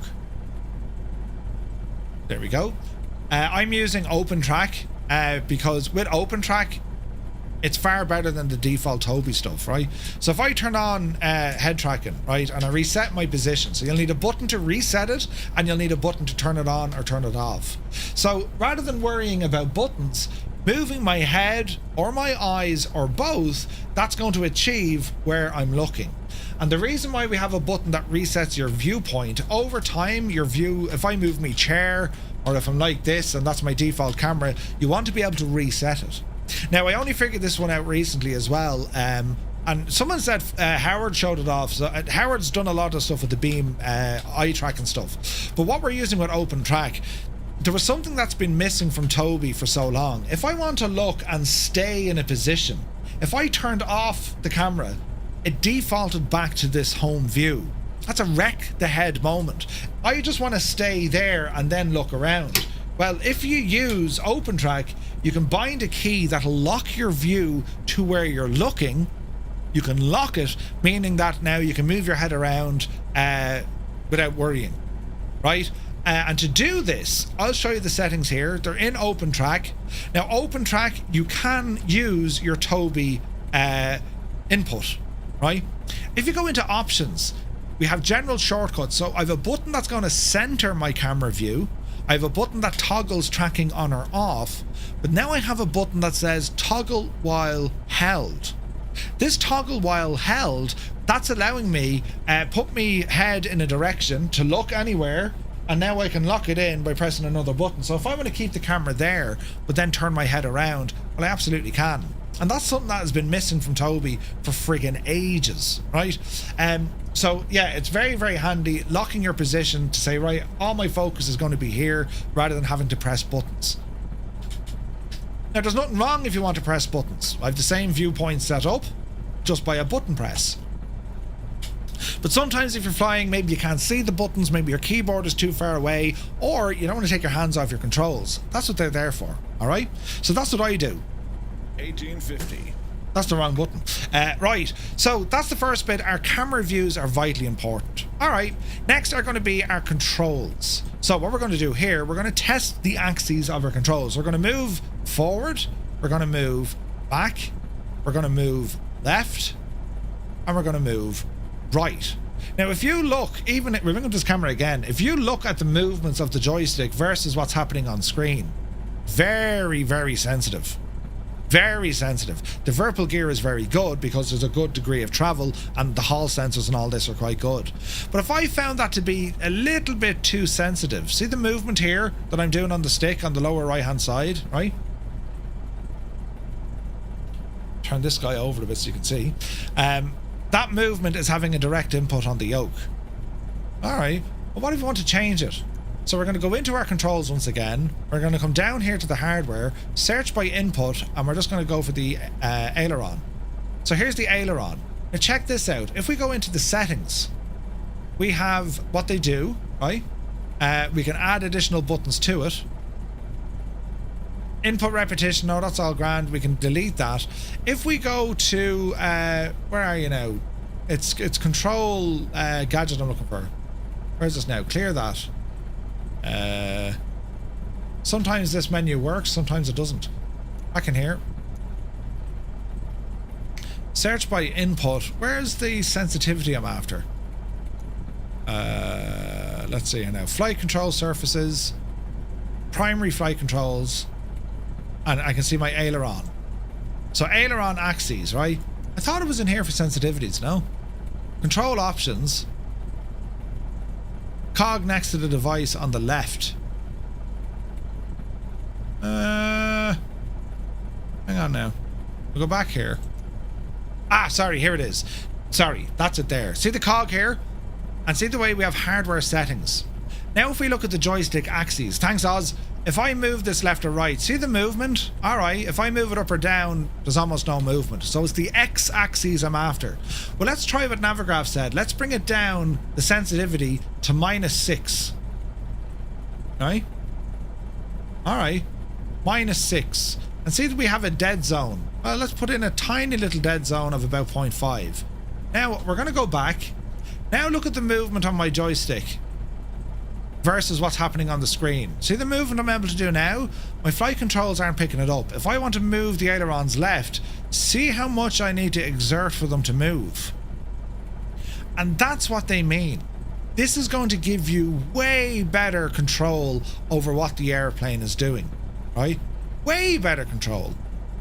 Now that's probably a little bit off for me. If I was using a yoke, I'd say yeah, 100%. So I'm going to change it specific to my controls, right? And we'll dial them back down. So the dead zone is probably a little bit much. We might go 1, and we'll probably bring this back over to maybe 1. And this is purely up to you. Navigraph will suggest try this, but it's entirely up to you. What feels better for your controls? I'm happy with that now. That feels good, right? Elevator, yeah, not too bad. You can do the same. And there's a tiny dead zone in there because the vertical gear is so sensitive. It's so sensitive. So that's my main flight control. All right. What else? Well, we have our rudders down here, look. So these are my rudder pedals. Same crack again. If I use my rudder pedals down at my feet, left and right, and also the toe axes. You see the pedals moving? Right? And that's based on the inputs I'm doing. So I know I have rudder control and I have my toe brakes. And they're all set up on axes. So they're working the way I want them. In terms of buttons now, well, we need things like the flaps, right? So is the sensitivity for all planes or just this aircraft? Every aircraft has the same settings. So Naughty, if you have an airplane from a third-party developer, for example, and as I said, Coronado, to me, are a devil for this. They're way too sensitive on their elevator axes, so I have to go in and actually dial it down a little bit. I found the same in the Lancaster. Because that's a 2020 built flight model, when you use it in 2024, it just handles a little bit erratically. So I can dial down the sensitivities to find the sweet spot. All right? Flaps, so I don't have flaps on in axes. These could be a button. I have a button on my joystick that will use them, and it's a switch. So I click down using my Mongoose switch. T5 is what I use, and I can go flaps down 1 notch or up 1 notch. You can put them on an axes if you wish, but it's a single button for me. Flaps 1. Some aircraft then don't have a flap lock switch, as in 5, 10, 20 degrees. It works off like a servo, whereby when you activate the flaps, they're going to start moving until you deactivate them. The likes of, I think Starship has it, the Aerostar has it, right? So that's okay. That's the flaps. Next up then is going to be the axes for my throttle. Now I'll notice that my parking brake isn't set. I can click on the instrument, or if I have a button bound to it, to fire up the parking brake. So if I now use my throttle, increase the power,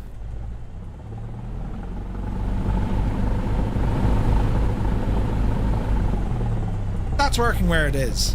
Again, depending on your hardware, if you think it's too sensitive, go back into the same menu and dial down the sensitivity, meaning that you'll have a much more finer input over your controls. Mixture, I tend not to use a mixture axes because I break things all the time, but it is there if you want it. I tend to use mixture with my mouse because I can see what it's doing and I can read EGT and all this sort of stuff. But you can absolutely put it to your mouse. Next up is our trim. And elevator trim is savage important, right? Again, you can use the mouse, just drag it up or down, or I use on my joystick, that's scrolling down, or that's moving the button up. And then I have a button that'll reset it. See that? It resets it into a position for me. Because that's always something you'll need to do when you're on the ground. Reset your trim. All right? Now, depending on the aircraft, you might also have additional trims, something like a rudder trim, or you can have an aileron trim as well. That depends on the aircraft that you're flying. With most aircraft, especially something like a Cessna, unless you see a trim wheel at the back, so this, or a trim tab, see this on the back of the tail assembly here? Well, on your Cessna 172, lads, it's called a trim tab. This section here, and in the real world, what you actually do with that section there, you can move it. You can almost bend it. It's like aluminium. And you would bend that based on the weight and balance of your aircraft. And that acts then as your rudder trim. Some more complex aircraft, you'll actually see trim tabs on the surfaces. So if we were to look at the elevator, for example, here's our elevator, right? You may have 1 or 2 trim axes. Now on our left-hand side elevator, there's nothing there for the trim. But on the right-hand side, there is. So if we wanted to move the trim, just like what we did in the aircraft, if we have a look at this, you can see where the hinge is, right? If I want to start adjusting the trim, see the way now that trim tab is coming further down? Because that's me trimming the aircraft. See how far down it is? And it'll go faster based on input repetition. It'll move faster. So I've now set trim. And you can see it moving there because I'm using my controls here. So the trim tab is now nose down. Yeah, it's nose down, right? And if I wanted to reset this, click of a button, it'll reset it, all right? That's going to be nose up, and that's going to be nose down. And you can actually see the trims moving, right? What about the ailerons? Does the Cessna have aileron trim, right? Well, not really. There's no additional tabs on the Cessna. The good news is the simulator will do it for you as well. So if I wanted to change my aileron trim to, you know, aim off for the likes of P-Torque and whatnot, I can still do that, right? I can introduce some trim into the flight controls, right? If I'm using aileron trim. So if I move this nice and easy, it's going to start moving those trim, the trim on the aircraft for me. So knowing how to trim is so important. It's so important, right? So to recap, we've gone through our camera views. We've also gone through some head tracking if we wish, right? We've also gone through our main flight controls, be it that it's our elevator movement or it's our aileron movement. We also have our rudder pedals and the brakes. We also have our throttle, mixture if we need it, flaps, and we also have our tab for trim. Now, depending on the aircraft, Cessna, lovely wheel. If you're in something like a Piper, tends to be a handle up in the roof like an old sunroof. You have to twist it, right? And it'll bash your head at times in turbulence. Ask me how. I know that. But that's kind of the basics, right? We figured out we need views, and these views, you can set them to all aircraft in your settings, or you'll have to go into each aircraft, set up your view, and away you go. So what we're going to do, we're going to come off the brakes. We're going to accelerate by adding in some power. The airplane starts rolling. Now you'll notice with the airplane, we have other things at play. Because in Microsoft Flight Sim, they are simulating G-force and forces of physics. P-factor. The torque of the engine turning is going to cause the airplane to drift in a certain direction. So to counter that, you would apply rudder. It's always called, you know, I'm doing the rudder dance. I'm applying loads of force with my rudder to keep the plane going. Now when you're taking off in a real plane, it's all right rudder, right? Especially in a single engine like this, it's all right rudder. Now once we get to about our 55 knots, gently pull back on the stick, and now we're airborne. And you'll see now the elevator is very sensitive. I'm only barely inputting, but look what it's doing on my screen. But my roll, the roll is way better. So let's go in and adjust the elevator, because it's a little bit, isn't it? It's a little bit. So hang on now, we'll resume. We can pause the sim just by pressing P. We'll go into our controls. We're going to come back over to the Warbird base. And if I'm going to move up and down, let's select a different axis. Oh, there it is. There's my up and down. Right, well, why don't we drop the sensitivity down to 1 and 1. And a dead zone we'll put in at 0.1 as well. All right, let's see what impact this has on the aircraft. Way more smooth, way smoother, right? So I'm not really worried now that I'm, you know, I feel more confident now with my control inputs. I can really find the finer details because I've dropped the sensitivity of my controls. Make sense? So any aircraft that you fly in the sim, if you just find it a little bit too giddy, get in and change the sensitivity for your controls. All right? So I'm happy enough now. We've gone through our cameras.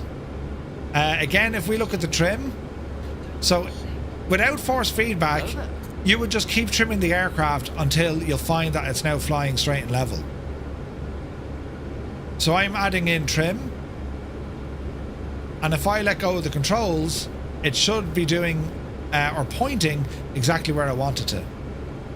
That's how we trim without force feedback. If you have force feedback, which I use, I have a yoke and a stick, you would literally hold your controls to the desired pitch or roll, and then you would trim out the resistance on the controls. That's how you do it in the real life as well, in the real world. Alright, so you notice we're drifting off to the left here because I was messing with aileron trim, so I'll correct that by adding in right aileron trim.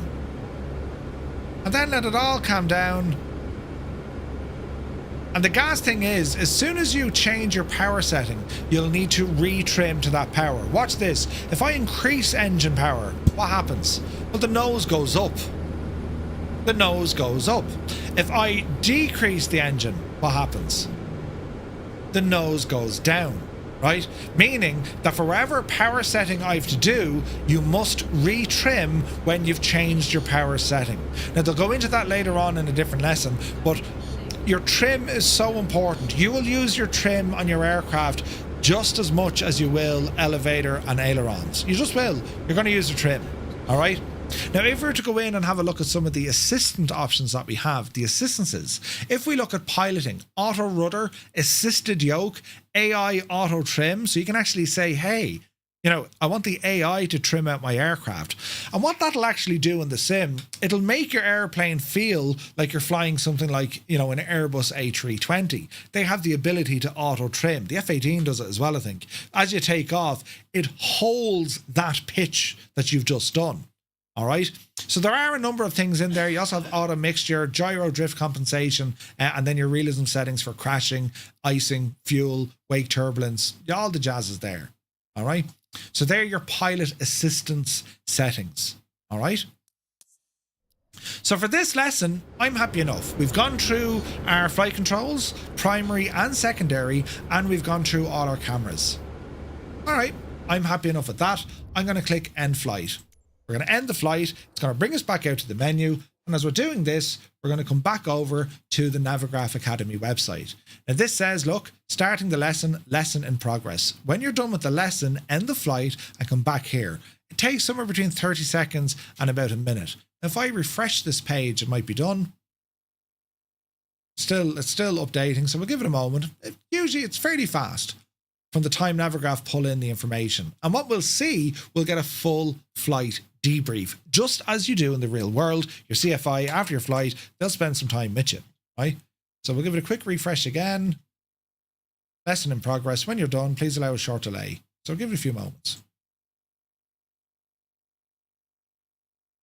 Hopefully this works. Lesson in progress. What's the sim telling me? Oh no, that's okay. So we shall wait. We just need to wait until this is done. Usually takes 30 seconds. Right. Took about a minute for Naughty Gnome. Okay, so it'll take about a minute. And basically what it's doing is it's just pulling all the data from Simlink. Here we go. Look, see the way it changed? So we can see flight debrief, view analysis, or restart the lesson. Let's go in and view our analysis. So this is showing us on a map what we've done. You can see where we rolled, we hit the brakes, then we took off, we flew, we did a bit of a left turn, then we kind of rambled over to the right-hand side. And we can see our scoring. You completed the introduction and aircraft familiarization. To pass, you need a score of 75%. That wasn't needed, but they always look for about 75%. We can go in and have a look at the flight record. So they would break down each and every part of what we've done with our flight. Right, and you'll see this line here is going to show altitude, and then you'll see another colored line appear that's going to show you your airspeed. So you can actually go back and look at exactly what was happening during the flight. If you made a mistake, it's going to show you where. All right, so that's all been done. You passed the lesson. Let's check out the next one. All right, so now we'll go to the next lesson. This one is based on climbs and descents. Again, if you're not sure, go back to your catalog and then you'll see where you're at. So my next lesson is climb and because I've already done these. The next one is the effects on the controls. So master the basics of aircraft control. This lesson covers the elevator, ailerons and rudder, the primary and secondary effects and how they shape movement through the air. Okay, well let's go in and have a look at this one. In this lesson, we're going to dive into what they do. The origin of lift. We have the forces on the airplane itself. Before we jump into the video, one key physics principle to understand, Newton's third law. The first picture, you'll see the aircraft wings slicing through the air. As the airflow moves over them, the wings deflect the airstream downward. This redirected airflow is known as a downwash. All right? Air has weight, and whenever something with mass is pushed in one direction, an equal reaction occurs in the opposite direction. That's Newton's third law in action. By deflecting the airstream downward, the wings generate an opposite force upwards. This opposite force is lift, the very thing that lets us overcome gravity. And the shape of the wing enables this. You can see the airframe hitting the bottom, and you can see it hitting the top. All right? Let's also talk about the center of gravity. And you'll see this a lot when it comes to weight and balance in your aircraft, CG settings, all that jazz, right? So imagine you're hanging your favorite model aircraft from a string as a decoration. It's a great way to explain center of gravity. The exact spot where it balances perfectly is its center of gravity, right? That's the point where the aircraft's weight is evenly distributed. Hang the string there and your model airplane will appear to fly gracefully through the air, decoration perfected. That balance point is called the center of gravity. And in a real aircraft, the center of gravity is crucial because its position directly affects both stability and controllability. Now, in real-world aircraft, they have their center of gravity, and then they have a range in which you can be forward, left or right or behind the center of gravity. There is a limit to what that aircraft will allow. Otherwise, it won't be able to fly. And that it ranges from aircraft to aircraft. That's why you might see in like very small general aviation aircraft, if there's a number of passengers, they'll move people around purely from the weight and balance perspective, right? Another way to visualize the center of gravity, let's say you're standing on a raft in water. And if you're standing right in the center middle of the raft, everything's grand. If you walk up to the top right-hand corner of the raft, what happens? It'll sink. Go to the back left, it'll sink. You get the idea. Air and water, they're so similar, you know. Dave Cleary says, Murph, does any part of the Academy cover Navigraph and how to use it to its full?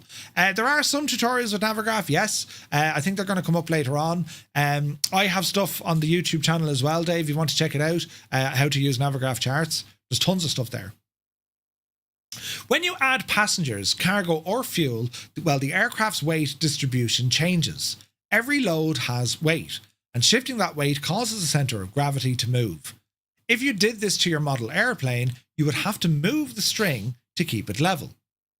In flight, the control surfaces can compensate for the center of gravity changes within a certain range. For example, if your center of gravity shifts forward, the elevator counters the nose down tendency, and if it shifts aft, it balances the nose up tendency, right? So if you put all the weight in the back of the airplane, well, the airplane goes like that, like the boot of your car, or the trunk. The concept is key to understanding how an aircraft rotates and maneuvers around its three axes: roll, pitch, and yaw. Roll, that's moving left or right. You often hear people say bank angle, that's your roll. Pitch, well, that's your tendency to be facing upwards into the sky or straight down onto the ground. Yaw tendency, if you're sitting in an office chair, right? Well, if you turn your body and legs but keep your head facing forward, that's what yaw is. The aircraft is positioning itself somewhere else. You're trying to keep going this way, but that's what yaw is. So if you're flying and you have adverse yaw, it's giving you that movement. You know, your ass is kind of moving left and right. And then you get into things like yaw dampener. It'll dampen out forces and all this. We get into that later on. But they're the three maneuvers. They are the three axes: roll, pitch, and yaw. In the video lesson ahead, we're going to dive into the aerodynamics behind the primary and secondary effects of control inputs, and we'll get hands-on practice with rolls and wing rocking. Let's dive into this lesson now. So we'll have a look at this lesson. We've got about 15 minutes on this, but this is like some of the most basic stuff, the different forces of flight, lift, drag, weight, all these things, but also the axes in which we have to focus on as well, right? Briggsy, this is all for free. All of this is free. All the information that Navigraph are giving you, free. with a capital free. Right? It's very good. Very, very good. So we'll have a look at this, and we're going to learn stuff now. It could be very basic. You're like, Jesus, Murph, we know this. Grand. Maybe you don't. So we'll have a listen and see what it's all about. The freedom to fly starts with the freedom to move in all dimensions. A plane is a wonderful invention capable of allowing the pilot to traverse the atmosphere with detailed control over all three axes of movement. Welcome aboard Navigraph Academy, where you will learn to maneuver, navigate, and fly just like in real life. What I might do, lads, I'll turn on closed captioning as well. If anyone has any issue, it just means they're on so you can see the subtitles. Today, you will learn everything you need to know about controlling a plane. We will look at the controls one by one: the elevator, the ailerons, and the rudder. They move the aircraft around each of the three axes, and in doing so, they make us go where we want to go. Once we're familiar with the control inputs and the primary intended reactions of the aircraft, we will move into the secondary, unintended side effects. And at the end of the lesson, you'll be ready to jump into the simulator, practice these effects as they happen in real time, together with Jason. Let us begin with the elevator. On the Cessna, the elevator is part of the horizontal stabilizer, and it is connected to the control yoke via cables. The primary effect of the elevator is to make the nose either rise or lower, and moving the control device forwards or backwards causes the elevator to angle up or down. Note how the elevator directs the airflow around the stabilizer. When we move the control device to pitch down, the elevator also moves down. This results in an upwards aerodynamic force. If we move the control device to pitch up, the elevator moves up, resulting in a downwards aerodynamic force. These elevator movements cause a rotational force, in result causing the aircraft to pitch around the pitch axis. Thus, the primary effect of the elevator is to raise or lower our nose. As a consequence of pitching up or down, the aircraft will move with or against the force of gravity. So if we pitch up, the airspeed will start to decrease, and vice versa. If we pitch down, the airspeed will tend to increase. This causes airspeed changes, and this constitutes the secondary effect of the elevator. Pitching may seem like a simple thing, but it is so easy to do wrong. It is important to raise or lower the nose carefully, especially if you have a control device which has a small range of movement or no spring force. Too much force could easily overstress the airframe. In the plane, I will ask you to look outside the window and slowly push the control device forward. Our nose will lower. Then we will do the opposite by pulling the control device aft and watch our nose raise again. It will be very important to give smooth and small inputs. To hold the nose at a new pitch attitude, you'll realize that you have to hold the control device aft. The force of the airflow impinging on the elevator causes the elevator to try to move back into neutral position. And because of this, a constant back pressure needs to be kept to maintain the higher nose attitude. Now, on most control devices such as joysticks and yokes, this is simulated with a spring force, which will induce the feeling of a resistance the further you move the pitch control input away from neutral. We will return to this fact later on the climb and descent session, but for now, in summary, the elevator primary effect causes the aircraft to pitch around the pitch axis, pointing the nose either up or down. And the secondary effect causes changes to our airspeed. Our next control surface to cover is the ailerons. There are actually two ailerons on the Cessna, one on each wing. They are both connected by a linkage mechanism, and with the help of the linkage mechanism, both surfaces actually move together, ensuring that when one moves up, the other moves in the other direction, downwards. Now, just on that, and it's important to note as well, again, bringing this back to real world, or even when you do your walk around checks, especially with something like a Cessna, the Piper, a lot of the Piper aircraft have it as well, right? This isn't fly-by-wire. This is mechanical pulleys and cables, right? So the importance, when you're checking your flight controls, the feel of them, you're going to make sure when people say, yes, they are free and correct. What they mean by that is they're free. So when they're moving, the flight control, left, right, forwards or backwards, It's moving freely. There's no resistance. There's no slippage or skipping, right? And the same can be done when you're testing your own peripherals in a flight sim, because sometimes your hardware, it may not be corrected correctly or connected. It may be on the way out, right?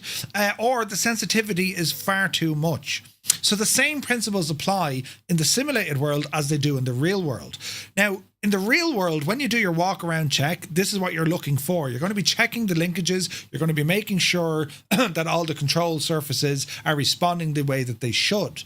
So when they say they are free and correct, you're letting them know that they are moving freely and they are correct. If I roll left, aileron up, aileron down. I roll right, aileron down, aileron up. It's the same kind of concept. And then, of course, you're looking for the mechanical linkages where you'll see the nut or the bolt, making sure it's tight. There's no rust or corrosion. There's nothing broken. On the cable that you can also see on the likes of a Cessna, there's no, there's no braiding happening with the cable. It's not splintering off into all directions. You can do all that in the real world.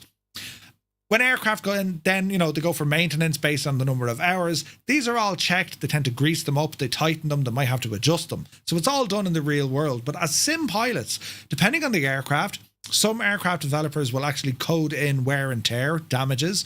The sim in 2024 by default has wear and tear.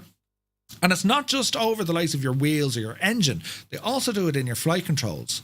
And what we covered last night on the news when we were talking to Zach from Moza, this is where you can actually bring the feeling of these changes into your hardware if you're using force feedback, in particular if you're using Moza force feedback. Because with the Moza profiles, we can change and edit the profile that actually simulates the additional strain or wear on these cables and control forces, meaning that you might have to exert a lot more force on the control input in order to get to desired deflection. To say we can do that now in consumer flight simulators for the price, this is huge news, lads. And that's why I'm so excited to see these control profiles coming down the road from Moza. It really does add to your flight sim experience because you're able to simulate wear and tear on the aircraft that you can feel it, rather than just kind of see it, all right? So it's a very basic rudimentary design. All of these cable pulleys, and you'll see them on a lot of older aircraft as well, right? Think of it in your car, for example. You got your steering wheel, you have your steering column, and then you have your steering linkages, in which then they actuate on the axle, moving the camber or the angle of the wheels left or right. Now you can imagine if you turn the steering wheel left, the left wheel moves left, but what if the right wheel didn't move at all? Well, now you know that your steering link is broken or it's worn. So it's the same kind of idea. You're using mechanical aids in order to move mechanical surfaces, hinges, pulleys, and also cables. It's very interesting. We continue on.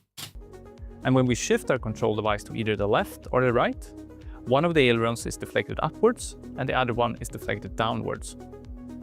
In this view, you can see that if we perform a control input to the right, the left aileron is deflected downwards and the right is deflected upwards. On the downward moving aileron, the airflow is directed downwards, and this creates a lifting force on this wing. And if we move to the other side of the plane, the upward moving aileron now has the opposite effect. This spoils and reduces the lifting force of the right wing. And note that the right wing is still actually generating a positive lift force, it's just less than the left wing. Because wings are designed to naturally create lift, and the upward moving aileron only reduces the total lift on that side. But the difference in lift will create a rotation, and this is about the roll axis. And we call this rolling the aircraft. In the plane, I will demonstrate some rolls for you, just like you can see here. Again, it is very important to be smooth on the controls. If you find that your plane overreacts when you add small inputs, you should consider recalibrating your control sensitivities. Andy would be happy to help you with this in our control setup video.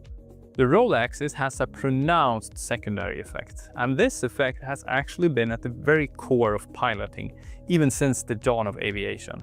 So it is vital that you understand the causes of this secondary effect so that you can accurately counteract it once in the plane.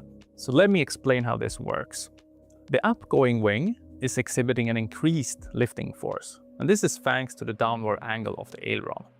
And lift is great in this scenario. It does lift our wing, it does roll our plane. However, it also comes with a pronounced side effect, because lift causes resistance and drag. And this is called lift-induced drag, or simply sometimes called induced drag. Now, looking at the aircraft from above, an increased lift force on this side of the plane also creates extra drag on that side. And since this drag is localized to this side of the plane, we will have a yawing motion as a result. This pushes the nose in the opposite direction of the bank and also in the opposite direction of the turn. This unintended yaw movement is called adverse yaw, and it is the secondary effect of the aileron, and it is also undesirable. Remember, we did not intend for the aircraft to yaw, we simply wanted it to roll. And due to the adverse yaw effect, the aircraft is now in a side slip, meaning it is not flying straight into or nose onto the wind. This is an uncoordinated flight state, and in order for the roll to be coordinated, we have to counter the yawing motion. So the aircraft once again aligns and straightens out into the relative airflow. This is done with the rudder, and the rudder is the third and final control surface of the aircraft that we will cover. On the Cessna, it sits at the very back of the vertical stabilizer. The rudder can either move left or right. For example, if we apply the rudder input to the right, the rudder surface will also move to the right, deflecting airflow in that direction. Now this in turn generates a force that pushes the aft of the plane left. Remembering that the aircraft moves about the center of gravity, which sits about here, we see that the tail moves to the left and then the nose moves to the right. Thus, when we use our ailerons and encounter adverse yaw, we must also use a rudder input to maintain stable flight. So in our example, entering a right turn, the adverse yaw caused the airplane to yaw to the left, and we therefore need to use right rudder to once again align the plane with the relative wind. And we're now maintaining coordinated flight. Note here what Martin said. In a right turn, we must use right rudder to compensate for adverse yaw. Hey, it's Andy here. Just a word on use of the rudder in simulators. So in a real Cessna, you would use the rudder pedals to move the rudder. Depending on your home setup, you may have similar rudders, a twistable joystick, or some other control axis bound to the rudder input. Coordinating turns is actually a pretty delicate and precise activity that requires fine inputs. So we only recommend doing this manually if you own a pair of rudder pedals. In all other cases, we just suggest that you turn using the auto rudder and turn it on within the assistance settings in Microsoft Flight Simulator. That way the sim will keep your turns coordinated automatically. It's also good to know that many airliners, such as the Boeing 737 and the Airbus A320, use a yaw damper, which basically acts as an auto rudder.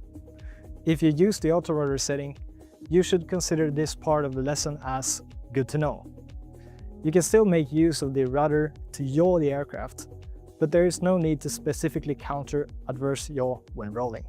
Let's go through how we coordinate our turns. Now, before we jump ahead, does anyone know the importance of why you'll be using rudder pedals to adjust the yaw when you're flying? Does anyone know a use case why you might want to do that? Maybe you've been flying for a while and you already know the answer. Right? Peter says, your pedals are so touchy. Well, Peter, if you go into the control sensitivities, you can actually bring down that sensitivity from inside the sim itself. That should be able to help you. But for example, right, if you are flying along, what might cause the aircraft to, what'll cause your aircraft to change its kind of lateral position, that you have to use yaw input or rudder input to correct it. Turns are one thing, right? So as you bank or roll the aircraft in one direction, you're creating that adverse yaw. Therefore, you have to aim or yaw in that direction or rudder in that direction, right?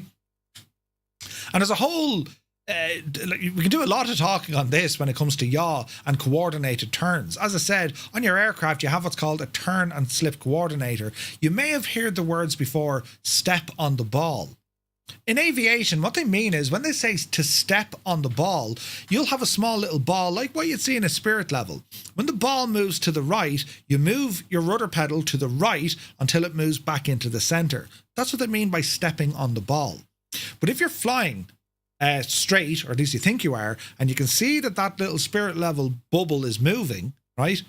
But there's things causing that. First and foremost is probably wind. It's probably the environment in which you're flying. And the end result is, again, another terminology used, is the aircraft is crabbing. Think of a crab, they move from side to side, right? And they have fingers like that move, right? But it's the idea, right? It's moving, crabbing. So to counter that, you would use some rudder input. Also, a slip. That's why it's called a turn and slip coordinator. You can slip an aircraft. You can have a forward slip. You can have all different slips in which you can position the aircraft to counter either the weather, i.e. the wind, crosswinds, or there's also a skill that pilots would use that would allow them to descend their altitude quicker without increasing a lot of speed. And if you think about what they've just mentioned about you pitch down, the speed increases, you pitch up, the speed reduces. If you need to pitch down, you can create your own drag, induced drag on the aircraft. But the best way to try and test this, you have two options, right? If you have like an air fan, a little propeller at home, put a sheet of paper in front of it. And as you adjust the angles of that sheet of paper, well, physics takes over the rest. You'll see the direction it wants to move. Or, and I don't recommend you do this, but if you're in your car, driving somewhere safe, roll down the window, stick your hand out a little bit and keep your hand straight like that. If you put your hand up, what happens? Well, the wind flow pushes your hand back. If you put your hand down, what happens? The wind hits it, it pushes your hand down. If you move it to the side, it shows it to the side. It's the same thing with an airplane. These surfaces, the control leading edge, yeah, they're all impacted by the wind. You know what I mean? Navigraph are in the house. Good to see us, lads. Love your work. Love your work. But yeah, like it's there's many different analogies that you can kind of figure it out. And when you see, when it's like if you've ever driven like a manual car, that's how the clutch works. It's only when you kind of get it, you realize, I get it, right? So understanding what the forces are doing to your aircraft based on, yes, if you want to roll to the right, the left wing is now generating lift, and by doing so, it has a tendency of lifting the nose, but it's now inducing drag on the left side of the aircraft, meaning that, the plane is no longer traveling in a coordinated fashion. The nose is trying to move away from you, i.e. yaw, is trying to push the yaw. Therefore, you counteract that force, you counter the force by applying rudder. And you'll often hear it said, as I say, step on the ball. If you're turning right, you insert very fine inputs of right rudder. If you're turning left, you insert very fine movements of left rudder. Your rudder pedal, your foot, will move in the direction in which you're turning to get that coordinated flight. In the sim, it is there. It's very minute, right? You'll see it on your turn and slip coordinator, or as Navigraph recommend, just turn on auto rudder. Unless, of course, you have the hardware and you want to be doing all these things, it's not a big to-do. And you can still carry out the likes of slips and all this sort of stuff if you're crabbing.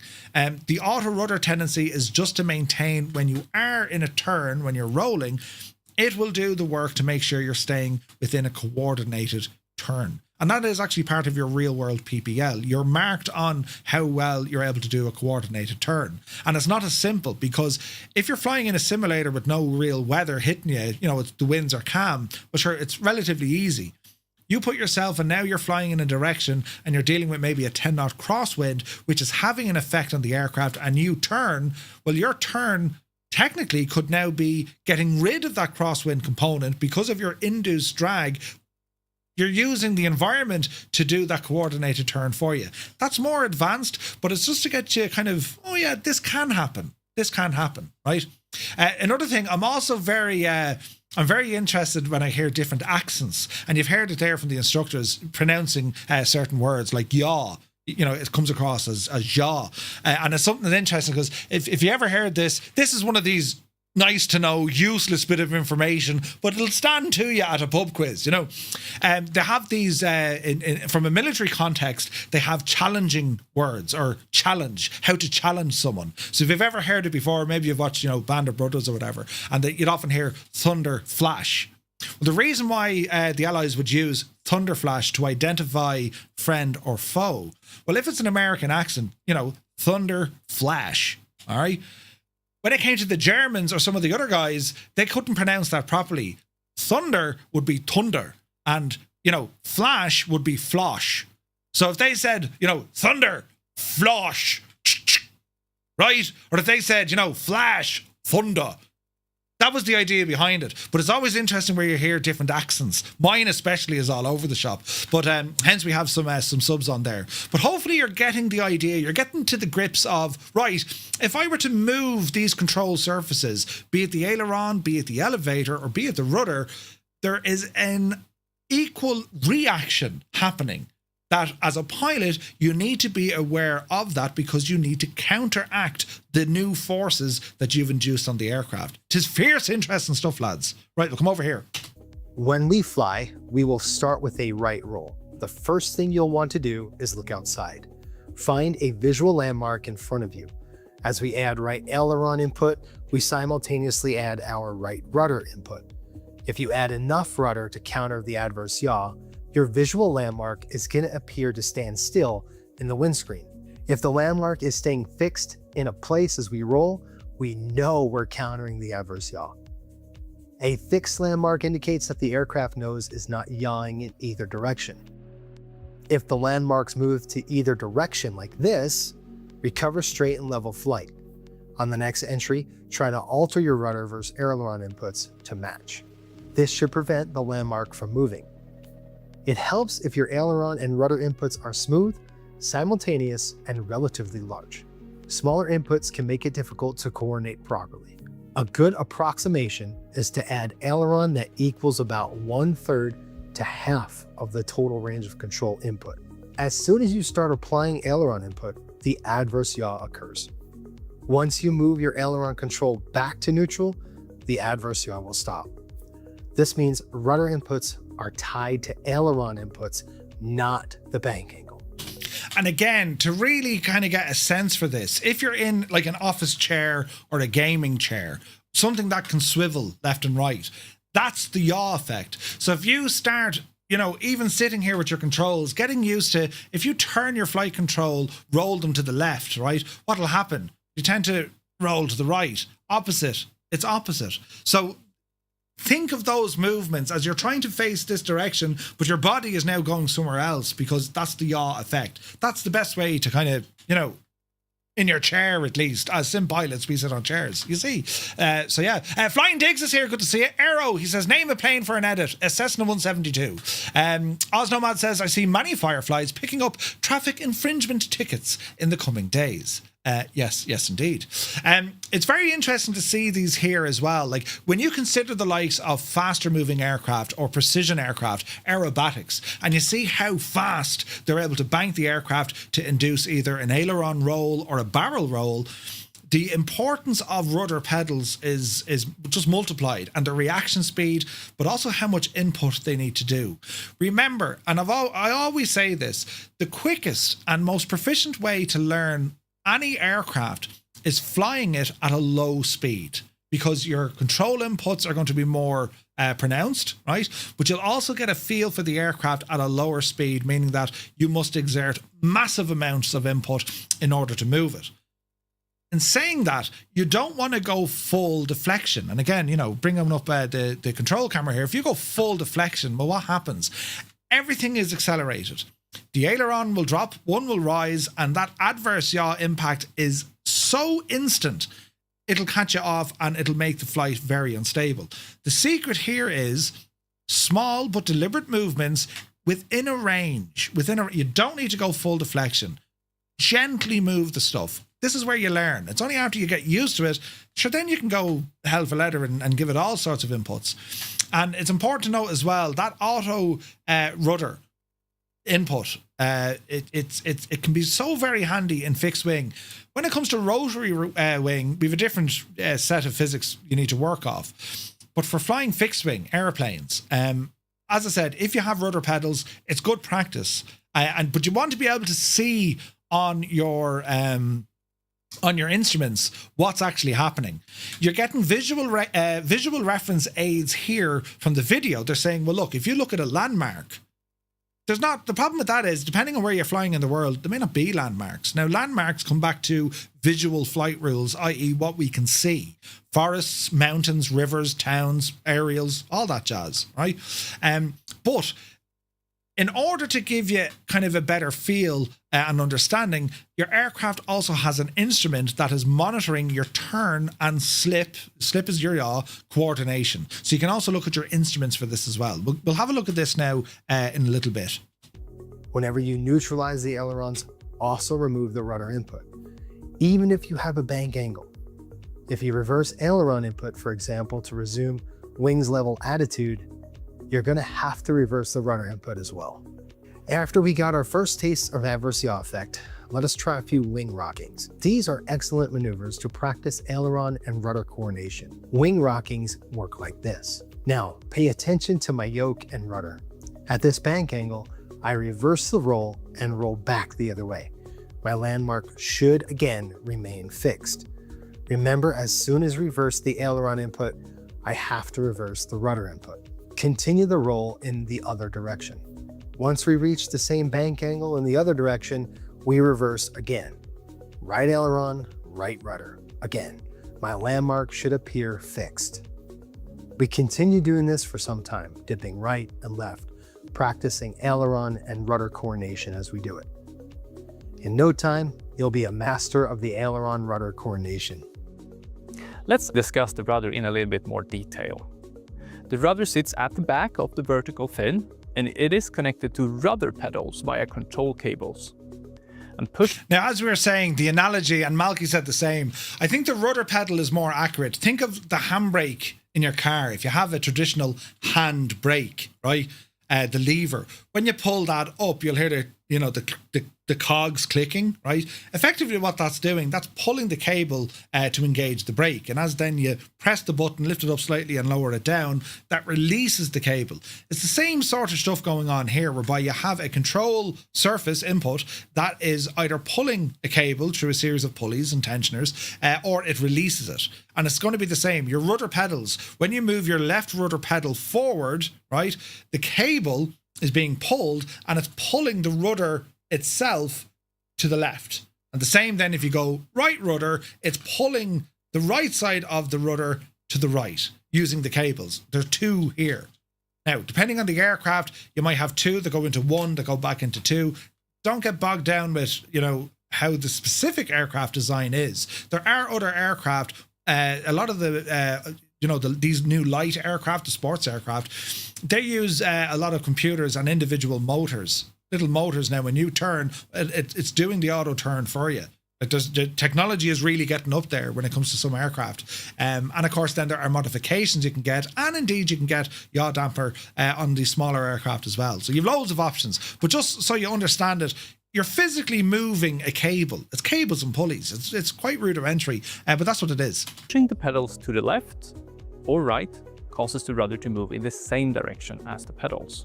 We have already established that the primary effect of the rudder causes a yawing motion. This movement occurs around the yaw axis, sometimes also called the vertical axis. However, the rudder also has a secondary effect, and you must be familiar with this one as well. If we press and hold the rudder input, the airplane will yaw. Looking at the airplane from above, we discover that as we add our yaw input, the outer wing travels forward. This increases the speed of the airflow on this wing. Meanwhile, on the inner wing, the opposite is happening. Now, before he answers it, does anyone know what would happen to your airplane if you're flying straight and level and then you start using rudder input? As you can see here, by using the rudder, the left side starts to pick up velocity, the right side starts to slow down. Think back to what we were talking about with these forces. If the left side is going faster, the wing is moving faster, what happens when it goes faster? Usually what happens? It climbs. So what happens to the right wing if that's now slowing down? It has a tendency to drop. So by using your rudder, the aircraft not only will yaw, it will actually roll. And that's not from your aileron input, right? That's because the speed of the wing, it's generating more lift or it's generating more down, right? One thing, when we're talking about slips and how to do all this stuff, to counteract that, we know that if we're turning a roll, we counteract the yaw tendency, we apply rudder input. Well, let's think of it. What if we apply rudder input? Do you need to counteract that drop effect or the raising effect? The answer is yes. You would use your ailerons to counteract the tendency of the airplane to roll. And that's how you get it into a slip. All right. So it's the same, but it's different. That makes sense. No, Murph, you don't make any sense. You have confused the entire operation. You're a muppet. We all knew that, lads, right? Since airflow speed is directly linked to the lifting force, the difference in velocity between the left wing and the right wing now creates a difference in lift over the two wings. This generates a rolling motion in the same direction as the yaw input, now causing the outer wing to rise. The roll tendency is the secondary effect of the rudder. When we fly our session, let us finish the day by seeing this in action. Now keep an eye on my rudder pedals as I press the rudder smoothly all the way to about a half deflection. You can see the yaw, and then we can see the aircraft start to roll. To counter the roll tendency created by the yaw input, we must use ailerons to remain wings level. Note that this rolling effect is quite small on the Cessna, but it's important that you understand the principle and get an intuitive feeling of the effect. This will help later when we'll start practicing turns as well as landings.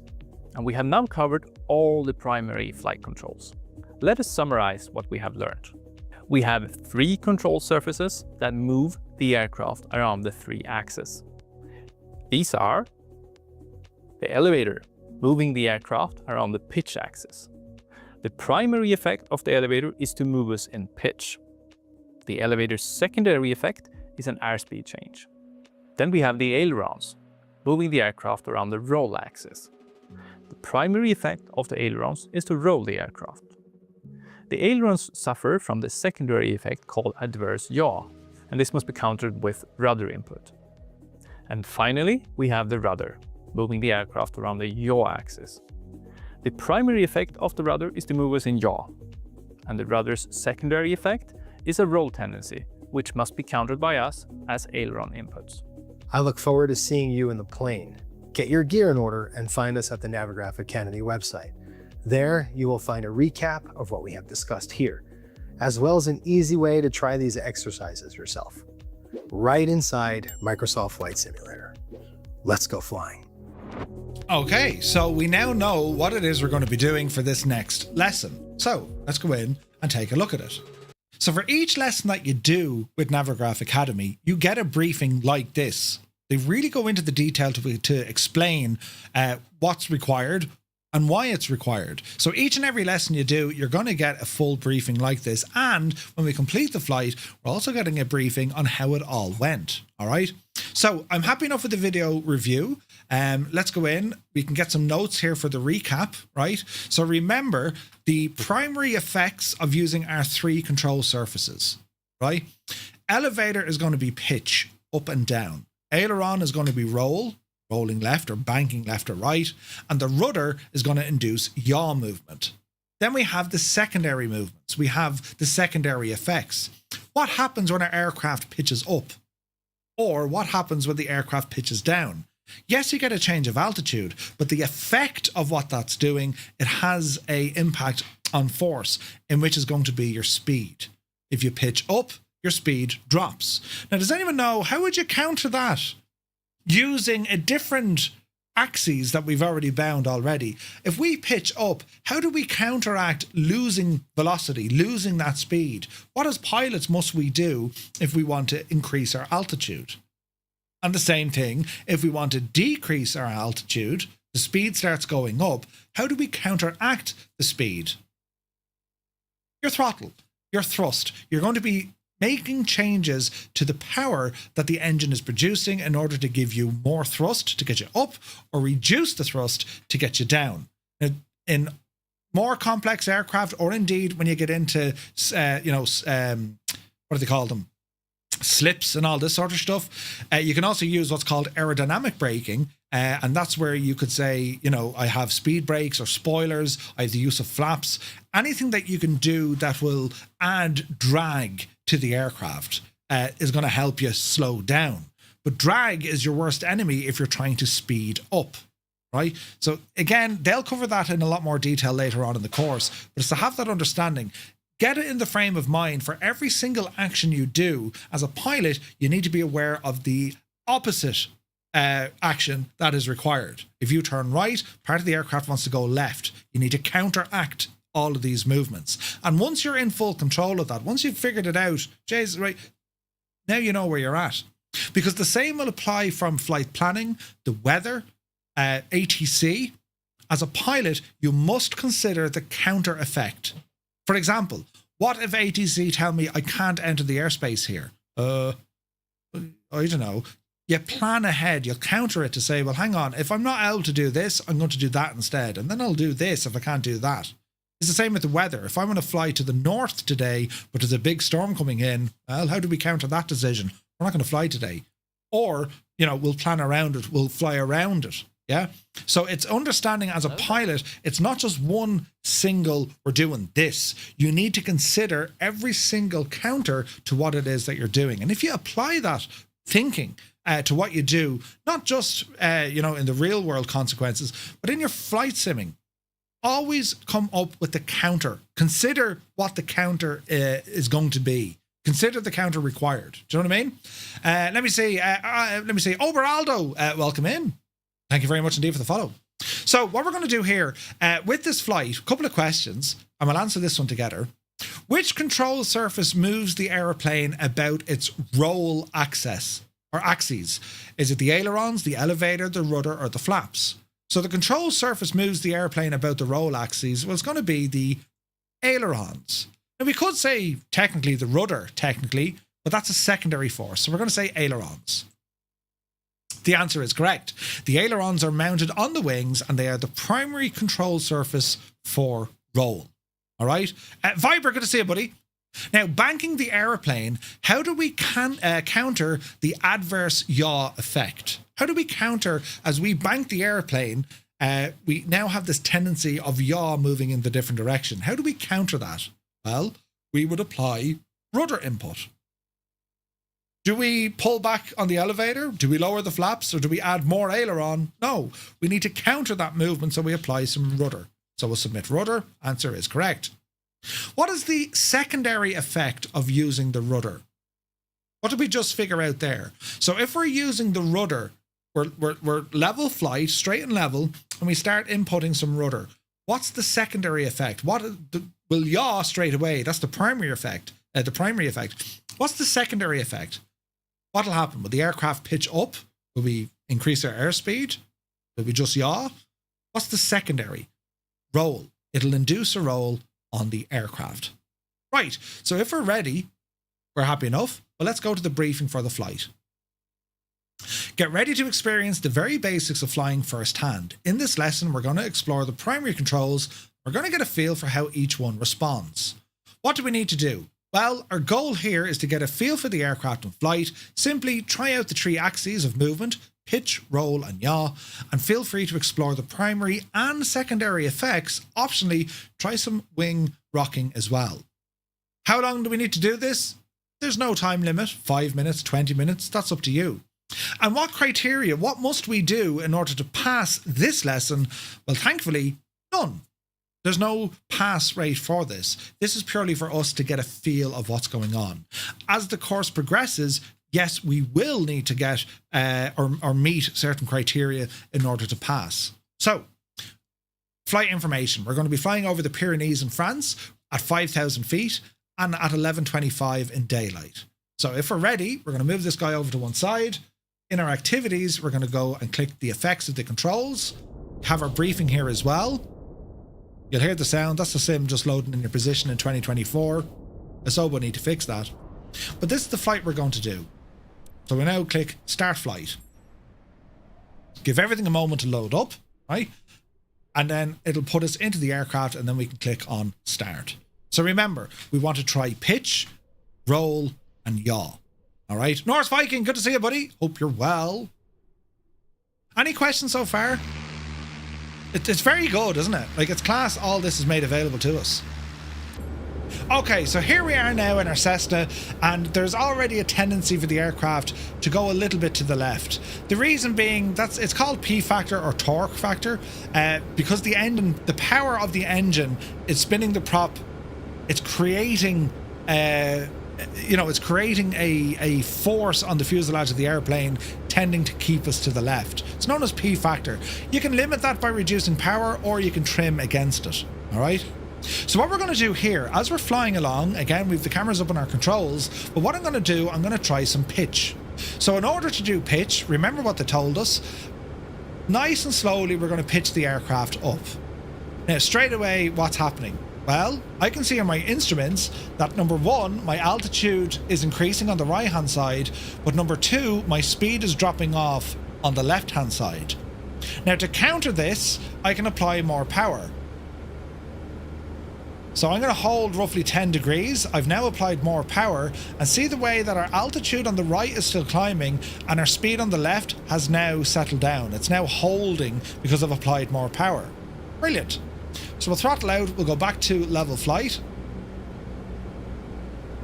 Calm everything down. The speed will eventually regain what it was doing. And we can use our secondary controls to pitch for trim for pitch, right? So if we have a look at it here now, our speed, we're in around probably 80 to 90 knots. And that's the advantages, of course, of your G1000. I mean, you've so much information here when it comes to what's on your screen. So we can see they use these ribbons on the side, these tapes. We can see our airspeed and see the magenta color, that purple color. Well, that's showing you what's going to happen next. So that's showing us that, well, this purple line is going down. That's indicating we're going to lose our momentum, our speed, our velocity. The same can be said over on the right hand side. We can see our altitude. Now we've numbers on the outside. They represent your vertical speed, how many feet in a minute you're going to achieve. But if you look at the little ribbon here, it's showing us in a downward we can expect a downward motion. If I start pulling up, well, the right side magenta line will start going up because we're increasing altitude, but the left side starts to drop because we're losing speed. And we can counter that by applying power. So we apply the power, and now we're getting both magenta lines moving in an upward direction. That means we are either A, increasing or maintaining speed whilst maintaining our climb. All right, what about the opposite? So if we now go for a nose down, well, we can see the right hand side, vertical speed, we're dropping, and the counter to that is, well, our airspeed is starting to pick up something fierce. To counter that, we'll power out. So as I reduce the power of the engine, we're still descending, but look at our airspeed. It's starting to slow down, right? Trend tape. Good man, EJ. Your trend tape. Now this is unique, obviously, on the G1000. It's just giving you more information. But there's other things we can look at as well, right? So we can see now I'm maintaining a descent and I'm not accelerating, right? If I were to bring more power back in, the nose, because we're putting power, tries to go up. If I hold the nose down, well, we're still descending and then our airspeed picks up. All right? So I'm happy enough with pitch. Pitch is doing what I expected it to do. All right. What about roll? So if we want to roll the aircraft, and remember, when we start to roll the aircraft, we need to expect the counter, which is going to be adverse yaw or induced yaw, right? Now, in terms of a turn and slip coordinator, if you're in a steam gauged aircraft, you'll see an analog device showing you your turn and your slip. If you're on a digital avionics setup, the likes of a G1000, well, here's your turn and slip coordinator up at the very top. The line is the roll, the triangles are the roll, and see the line underneath the triangle? That represents the rudder, or the tail of the airplane. So if I do a roll here to the left, look what happens. See the way that the yaw tendency is moving away. So I need to move my rudder pedal in on the left hand side. Now it's a little bit sensitive. See the way that's after firing across? So if I keep it lined up with my instruments, that's a coordinated turn. Or at least to the best that I can make it. If I come off the rudder, you'll see that that line starts moving away. Alright? Put us back to straight and level. If we were to do it looking at a landmark or visually looking outside the aircraft, well, if I try a right turn without using any rudder, see the way you can already sense the nose is dropping and we're kind of going sideways. So if I were to throw in a small bit of rudder, only a small bit, you'll see everything turning that little bit clearer. It's more coordinated. You're not dropping altitude, you're not losing speed, you're just turning. All right? So that's the ball, yeah. So you put your foot on the ball, step on the ball. That's what it is, right? Now, some aircraft are going to do this an awful lot better than others. Now, if we were to go in and turn on one of the assistances, if we go, right, tell you what, give me auto rudder here for the moment, and we'll save it. Look what happens now when I start turning, right? So I'm gonna start turning here. We'll roll left.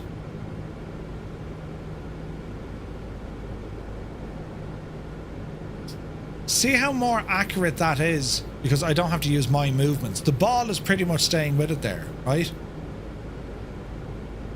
And as we move to the right, the rudder is pretty much keeping up with exactly what it is I'm doing. If I turn left, I insert a bit of left rudder. If I turn right, I insert a bit of right rudder. If you use the auto rudder, the sim is going to do it for you. Yeah? And as you're looking at it, you have the triangle and then you have the line underneath it, almost like a pyramid if you like, but that's the idea. They stay close together. Now, if I just throw in some yaw, if I just use rudder input, see the way that's now moving? Way away from the aircraft. And to counter that, to keep my wings level, right? That's now showing me from an indication point of view, the aircraft is yawing. But I'm counteracting the roll tendency by keeping the aileron straight. But if we were to look at what the plane is doing from the outside, we're not going dead straight anymore. We're actually going sideways. Hey, Ali is here. Good to see you. That makes sense? If I take out the rudder input, we're back to nose flying or straight flying. All right? We're a little bit low, so we'll regain a bit of altitude here.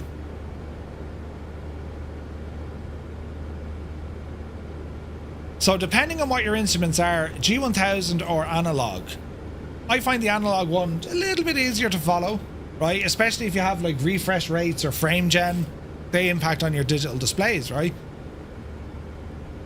So auto rudder turned on, it makes life so much more easier. But if you want the extra challenge, turn off the auto rudder, right? And now we need to do this ourselves. So as we turn, we need to, if we turn left, we need to rudder left. See how much faster the turn is. Now, when we start straightening out, we also need to release the rudder input because we're back to normal level flight. We start turning right. And again, we just turn the rudder ever so slightly into it, right? Try and keep it there. If you put too much rudder in, what happens? You can see what happens. The aircraft is now yawing and the roll rate will actually increase. All right. So we have our pitch movements, we have our roll movements, and then we have just yaw. So if we throw in some left rudder, see the way the wing is starting to drop? So we counteract that by putting the ailerons to the right and keep the wings level. This is called a slip, because we're now technically slipping the aircraft. And if you look from the outside, you'll see, well, we're not going straight now. We're actually crabbing the aircraft. All right? By doing so, we're also increasing drag. So if you look at our speed is starting to drop, even though we're maintaining the same altitude. So we're actually creating aerodynamic braking here. Right? If I counteract it, go back to level flight, see our speed starting to pick up. At level flight, we're up at nearly 100 knots. And if I just use right rudder and level it off with the aileron, look at our speed now. So we're able to use it as braking. Pretty cool, right? Now the other thing then is the wing rock. So in order to do this, if we want to go right, left, right, left, it's not very accurate, is it? But what if we use our rudder inputs along with our aileron inputs? So if we say right, left, right, left, and then try and keep your pitch somewhat level. But that's where your wing rocking comes into it. And depending on your own setup, it takes a couple of minutes to kind of figure this one out. Your sensitivities might need to be adjusted as well, right? But you get the idea.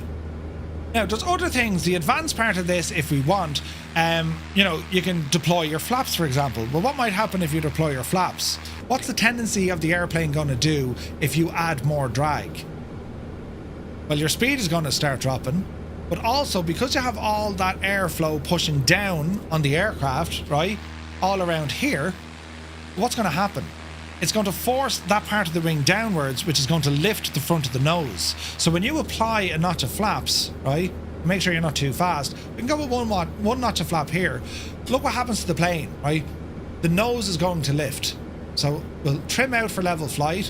One notch of flaps without touching anything. Look at the nose starting to go up.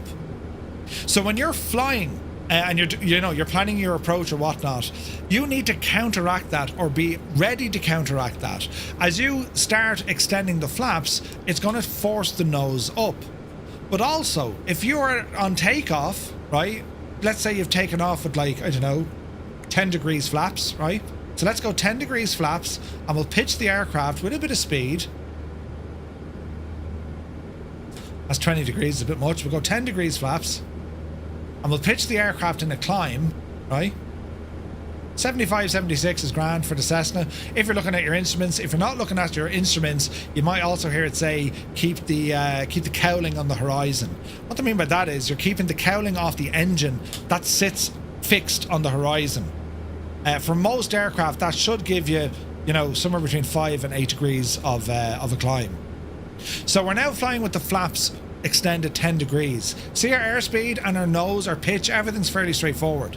If I retract the flaps, put them to 0, the nose will drop because it's the change of drag, yeah? So when we're flying, we need to be aware of this. And as our speed picks up, the nose comes up. If we kill the speed, kill the power, the nose drops. It's the same thing. You're getting the same results. You'll also find then, when we're talking about P factor, the tendency of the airplane to kind of roll left with this particular aircraft single engine. When you increase your power, right, have a look what the airplane is trying to do. It's going to slowly but surely try and start rolling us left, because the factor of torque on the engine spinning is going to start moving the wings left, right? Whoa! Buttons! Alison, you absolute mad divil, you! Alison Johnson gifting 10 tier 1 subs to the community right here on Twitch. Ali, you are so incredibly kind. Thank you very much indeed. And lads, if you got a tier 1 sub, with thanks to the lovely Alison Johnson, will do be sure to say thank you. I'm sicker than a ghost staring at thunder. Oh, you poor old Divleen, what happened? I have a cough and everything. We're all in a terrible bit. So the tendency here at full power is making the aircraft roll left. Look what happens when I take out that power. Yeah, the nose will drop. Let's hold the nose level. But see now, I have a tendency to roll right because I have put on or inputted some trim. All right?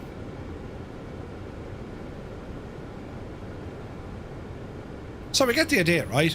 Alex, pressurise the PNR continuing to the alternate ahead. Pre-flight planning for determining fuel required. We can go, that's later, you know, way later in the course. But yeah, we can certainly look at that. Captain Sickbag, good to see you. Hope you're well. So we get the idea from this lesson. Pitch, if we pitch up, we lose speed. We counter that with more power. We pitch down, we increase speed. We counter that with reducing our power. When we roll left, we counteract the yaw tendency by rudder left input. When we roll right, we counteract the yaw tendency by putting the rudder pedals into the right. If we're flying straight and level and we want to use yaw input to the right, we counteract that by putting the ailerons to the left to keep the wings level. If we want to do the opposite, we want to put full rudder left, we counteract that by putting the ailerons to the right. Are we happy enough? Basic flight controls, but take time to practice on them. And then we have the wing rocking exercise, whereby see the way the plane isn't properly going left or right. But if we use rudder and aileron together, it's much more effective to rocking our wings. Much more effective. All right. So that concludes that lesson. We're going to come back here and click end flight. And in a couple of moments, we're going to get our report back to us from using Navigraph Academy. All right. So we'll give it a few moments. And what we've covered there was pitch, roll, and rudder. That's what we've done with this lesson. And this is just familiarization. This is just getting us used to the controls of the aircraft. Yeah, absolutely. Vital for stall recovery. Because again, what happens during a stall? What stalls on the airplane? Well, you can have a mechanical stall as in the engine, but if that happens, mixture, magnetos, starter, fuel, right? When we talk about a stall, the wing or a wing stalls, right? So what happens is, as you turn right, if you roll right, the wing on the left starts speeding up, the wing on the right slows down. You could stall the right wing and it drops. If it stalls, it drops, right? So we can see here now, the flight is done, view analysis. Well, let's go in.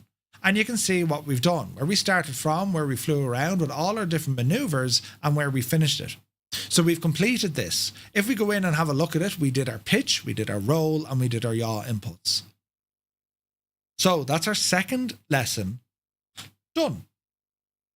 So we have a good understanding now of how Navigraph Academy works, how it can connect to Microsoft Flight Sim, but also the depth of course material that Navigraph have done with the instructors, be it from the CFI perspective, your pilot instructor, our ground school instructor, and also our sim instructor.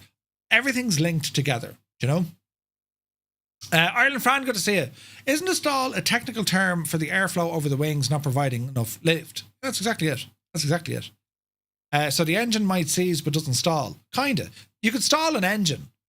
Think of a gear, like you can stall it. But when in aviation, a stall is always about airflow over the wing, not producing lift.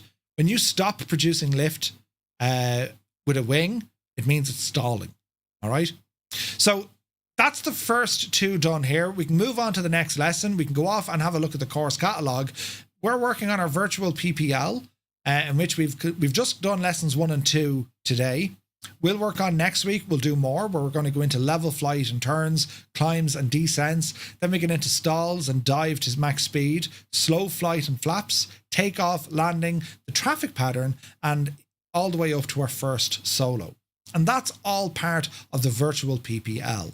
Other lessons coming down the line is going to be on instrument flying, and we're going to have instrument approaches. So we're very much moving to the IFR side of the fence.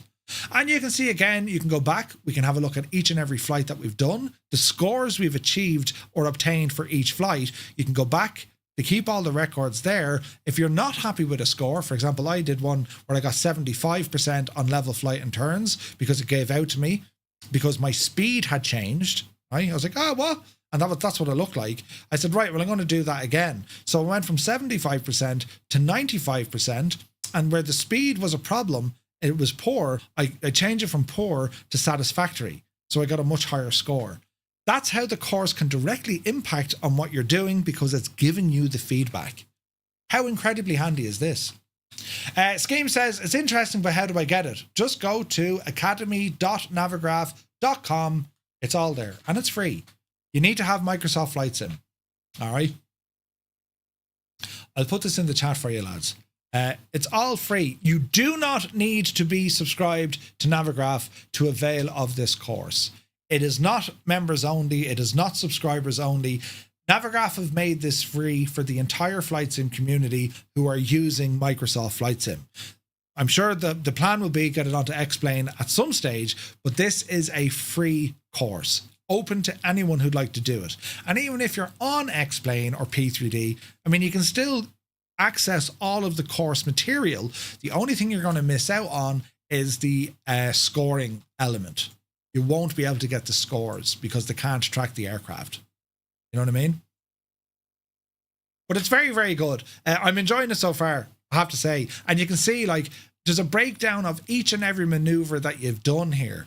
You know, your airspeed, altitude change, the bank, and also the coordination. And then you can see your altitude and your speed. Go on up to the map here, have a look, and you can see, yeah, that's what you did during this element. There is the actual element. So it has a great way of debriefing what it is that you've done, right?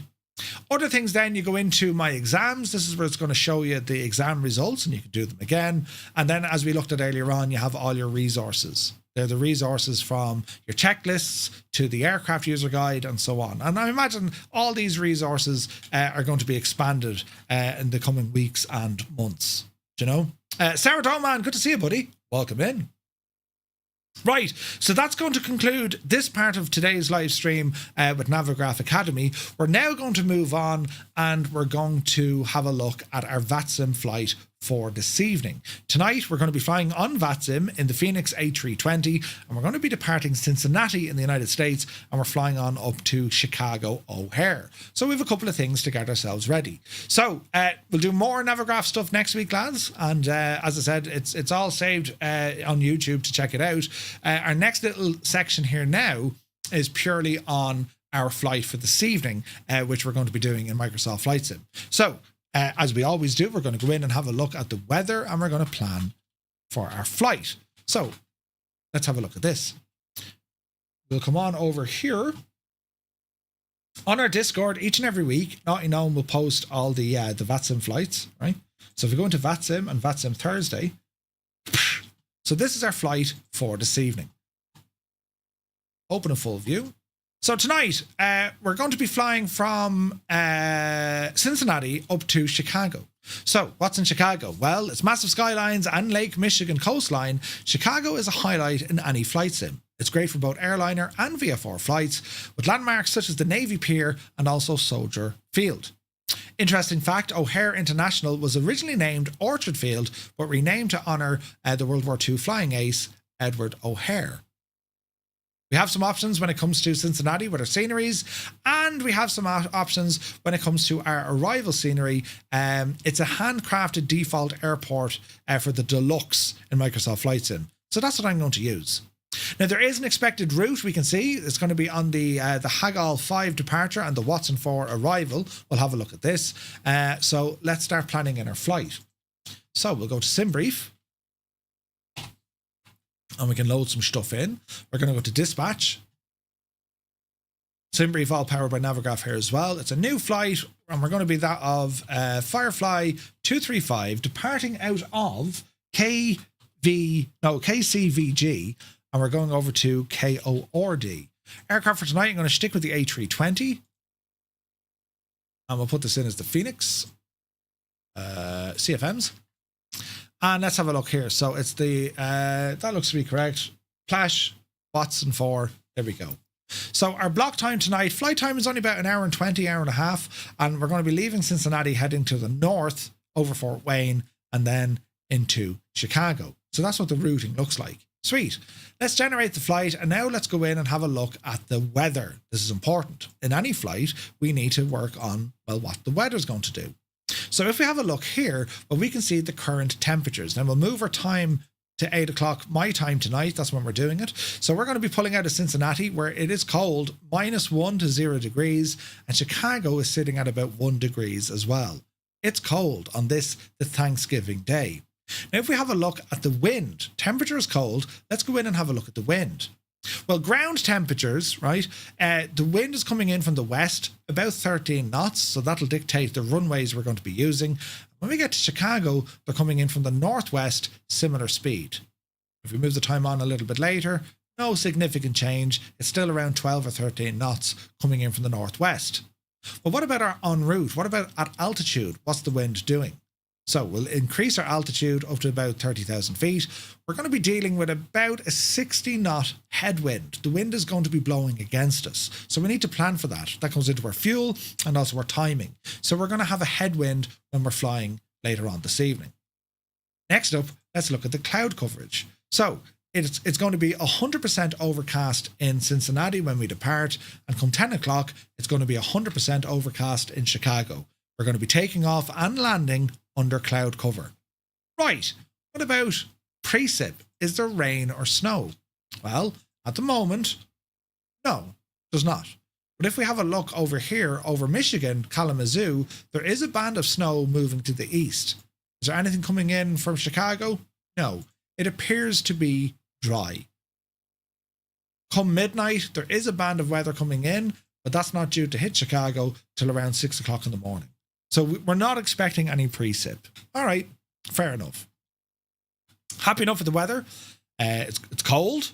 The winds are coming in from the west, and we shouldn't expect precip, but it will be cloudy. All right, that sounds good to me. Next up, VATSIM radar. Let's have a quick look. So we're going to be going over here. Is there any ATC online at the moment? There is not. Okay, so we'll now go into our simulator. We're going to go back here to our menus.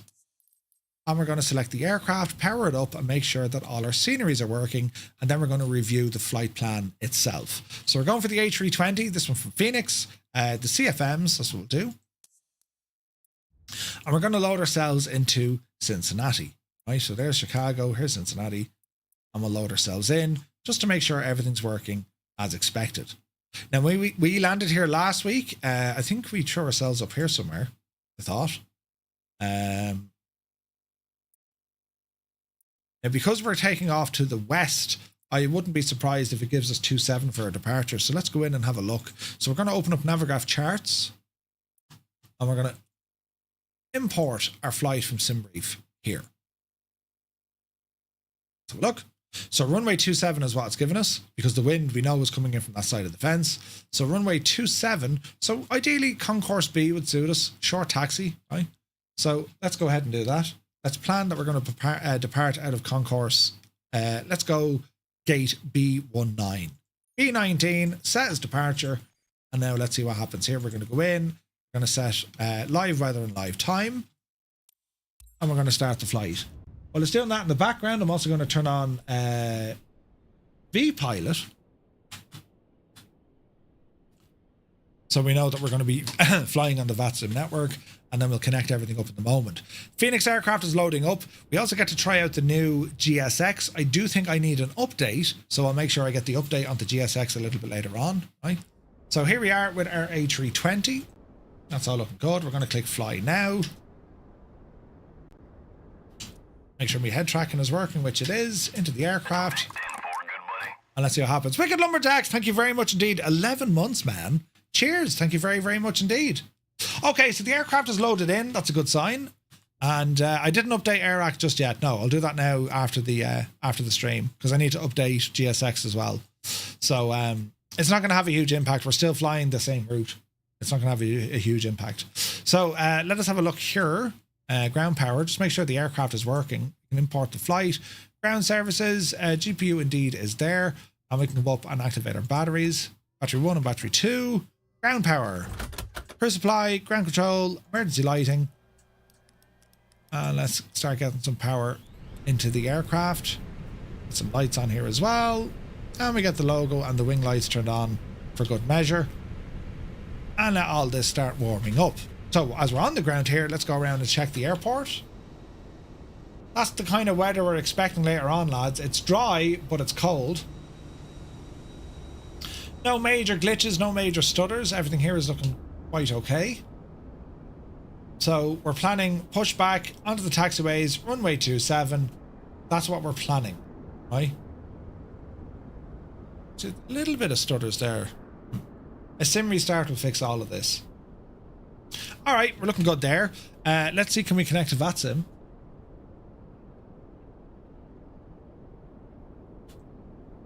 I have a green light that shows me that I'm connected. And if we have a look in here, our little airplane will probably appear on the ground here now in a moment. All right. So yeah, I've got a couple of things to do. I need to update GSX, and I also need to update my AirAC data. Right. I can probably do that now from Nav. I'll do it through the data manager, because that's all my explain stuff. So we'll grab all the updates, and then I'll do it with Microsoft Flight Sim here now in a moment. So there's me, Firefly 235. We're now live on VATSIM. I can see that it's connected. There's no radio frequencies here. There's no controllers on board, but we know what we're doing and we can see what's happening. Lovely job. Right, our next mission now is to get ourselves over to Chicago. So back to the aircraft. Let's just check with GSX. It's probably going to tell me it needs an update. GSX Pro outdated, so they want an update. All right. So we're going to end this flight and we're going to load in Chicago. After that, then we're going to look at all our charts to get an idea of what's happening. NM Flyer, many happy returns. Happy Thanksgiving to the US. Hope you're well, buddy. So let's go into KORD. Chicago O'Hare. And this is one of the bespoke airports. It's one of the handcrafted ones in deluxe or higher, right? Now, this is a big ass airport. So where do we want to be? Jesus. We're going to be landing probably on the 28s or 27s. Is it 27 or 28? 28. 28 left, 28 center.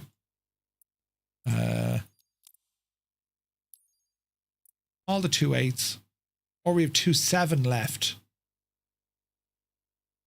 So we have 27 left, 27 right.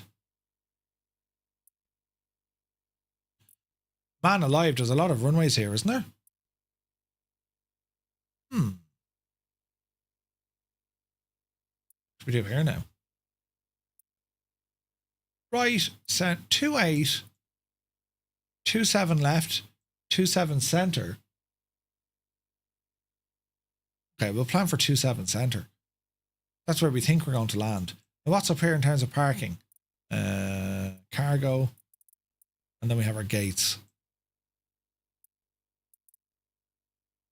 Right, we'll load in down here and we'll check out the airport for the crack. So same crack again, live ride or live time. Yeah, possibly 28 center, yeah. That's what it's giving me on Navigraph or on SimBrief. So we'll see what happens here, make sure all loads in. And then we'll start looking at our flight plan when it comes to our charts, right? While this is loading, go ahead and bring up Garmin. It'll work eventually. I'm sure it will.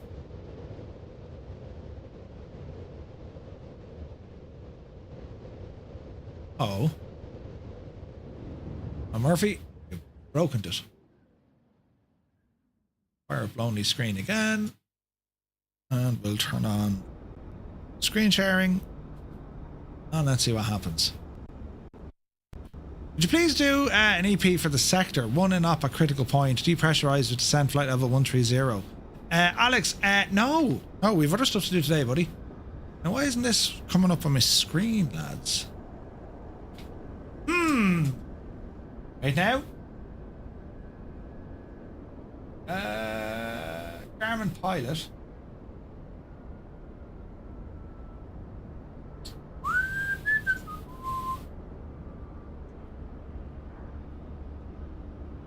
There we go. There we go.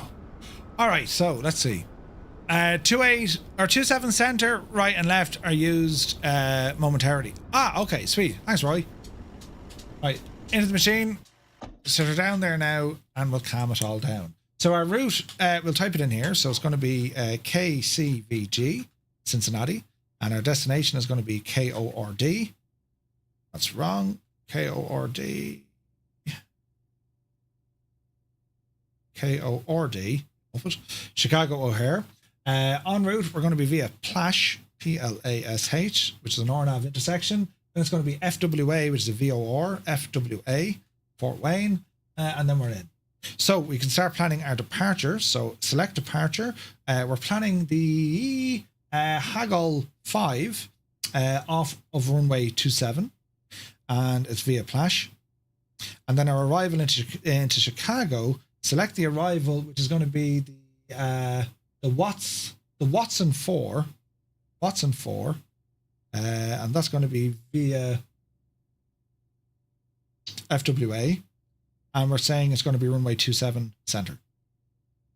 Okay, let's go ahead and create this, and let's see what happens.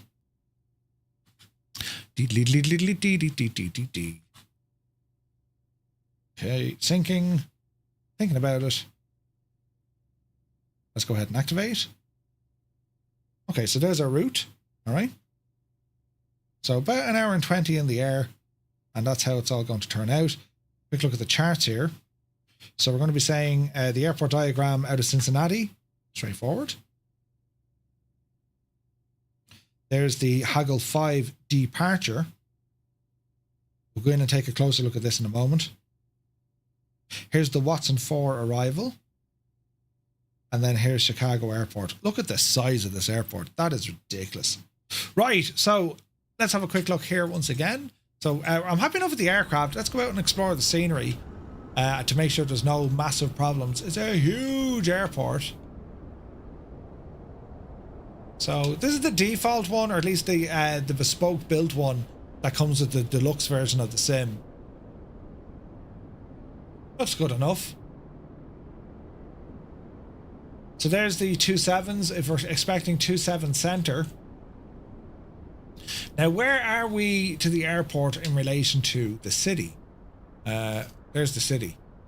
So we're going to come in over Lake Michigan, over the city, and then up this neck of the woods here. And that's our approach. All right, fairly straightforward. I say it's straightforward, it'll be anything but straightforward. Now let's go in and have a look at Navigraph charts because we need to do a bit of planation here. All right. So the airport, when we leave Cincinnati, let's just make sure there's no warnings or otherwise. We're going to be planning to blast off out of Concourse B. It's going to be a push and we're going to go to runway 27 and out we go. If we have a look at our departure, which is an RNAV departure, after we clear the runway, which is going to be runway 27, we're going to climb in a heading of 276 degrees up to 1400 feet. Then we go direct to Bonlay. Then on track 360 to Macod. Then on track 047 to Hagal. So we're going to take off 27 to Bonley, which is over here. Then it's a right turn up to 360 up to Macod. Then a right turn to 040 up to Hagal. So we take off, we turn right and right again. Fair enough. Now, in terms of altitudes, top altitude here is going to be 5,000 feet. So climb via the SID, it's going to be 5,000 feet. Jets are 5,000 feet. And because it's runway 27, we can see the instruction here. The routing at Hagal, turbojets maintain 5,000, all other aircraft maintain 4,000, expect clearance to filed altitude within 10 minutes. All right. Now let's look at the overall flight plan. So there's our right turn. Plash FWA, which is the VOR or the VOR. And then we start coming in for our arrival. So we get as far as Senac. So let's have a look. We're going to be coming up the road from Fort Wayne VOR, which is then up to Watson. And from Watson, we continue on this way until we get to Senac. All right. Zith is here. Good to see you, buddy.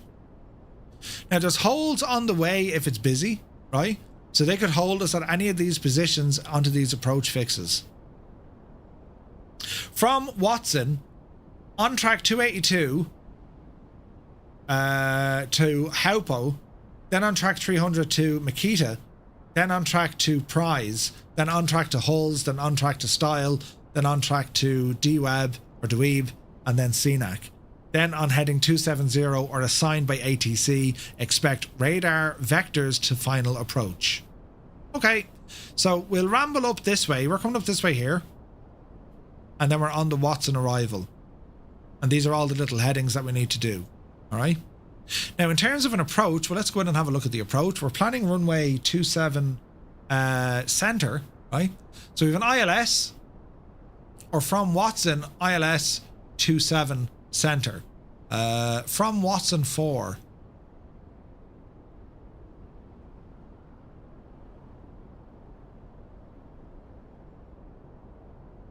Oh, I see 27 center for an ILS. Let's have a look. Transition Vulgar or transition final? Well, where's Vulgar?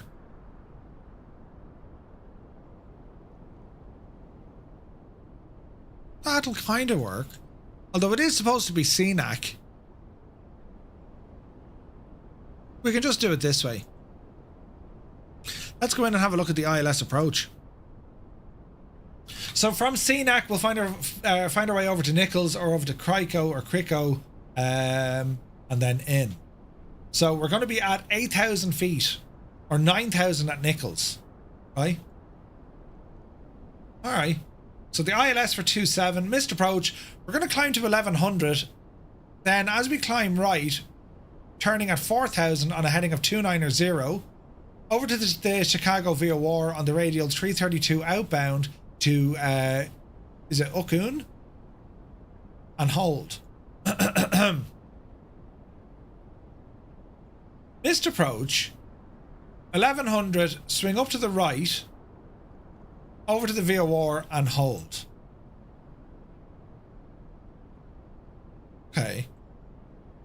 Let's have a look at that in the chart. Ah, there it is. It's miles out. Grand. So missed approach is fly, making a small right turn, and then it's out this way and hold. Fairly straightforward. Fairly straightforward. So CNAC is going to be kind of our last main spot, and then we get our link radar vectors, or we self-vector to get us in to the ILS approach. All right. I'm happy enough with that. Our missed approach, I'm happy enough with that as well. Right. So it's going to be up to the right hand side, and it's a hold at Ukune. Ukune? Don't know how you pronounce that. Belbro, have a good one, buddy. All right. So let's revise all of this. We will depart out of Cincinnati at around 8:30 tonight. We're on the Walton. No, we're not. We're on the Haggle 5 departure, which is going to be a right turn and a right turn up to Plash. We fly on this all the way until we start the Watson 4 arrival. So from Watson, CNAC, and then we know from the ILS, somewhere between CNAC and our first approach fix, which is probably going to be Nichols, we're going to be up on 9,000 feet.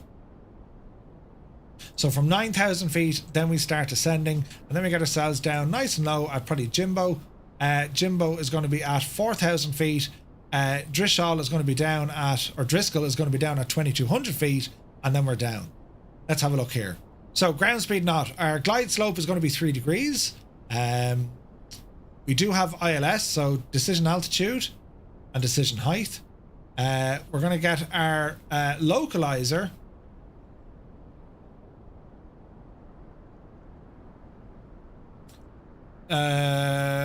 Reverse 50, 60, 1080 or 1060 without a van. Are we using a van?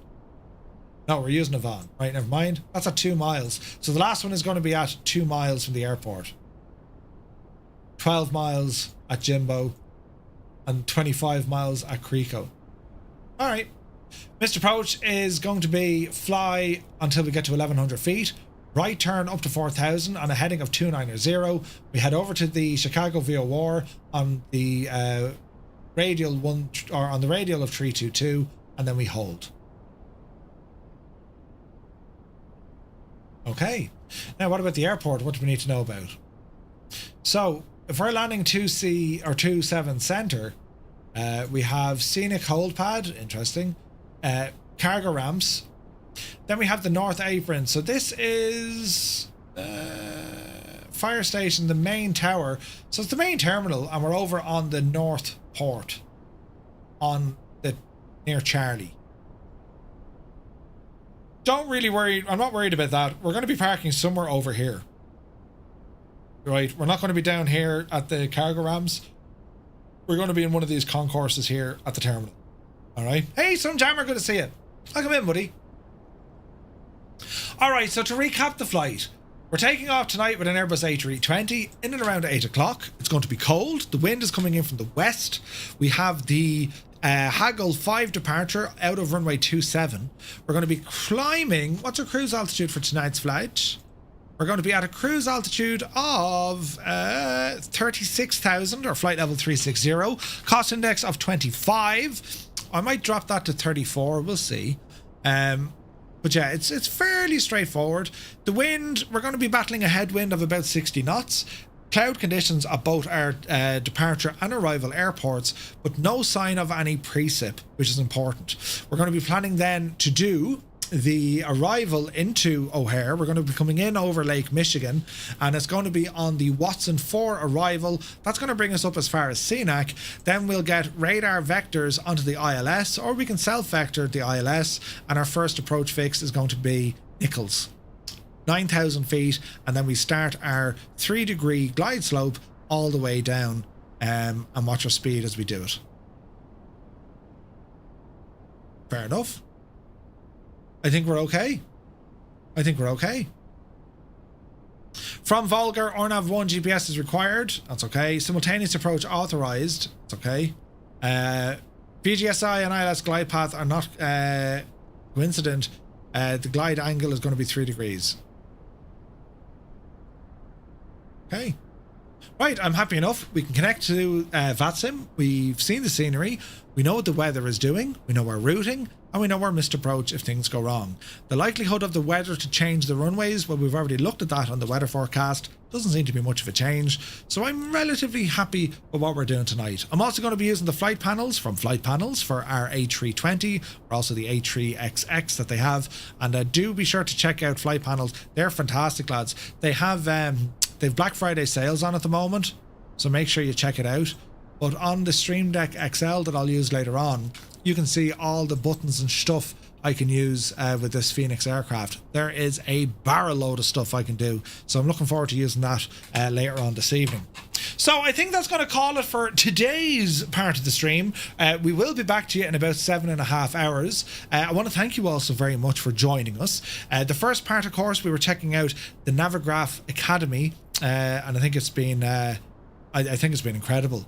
Great start, and we'll continue on with that next Thursday, so make sure you're here. Set an L reminder in your phone, and yeah, until we go flying this evening at 2000 Zulu on VATSIM, enjoy the rest of your day. Thank you so much indeed for tuning in, for all the support as well. These are absolutely nuts, and happy Thanksgiving Day. We'll see you later on when you're about to sit down to your turkey dinner, and we're going to do some flying in Microsoft Flight Sim. So until then, catch you later.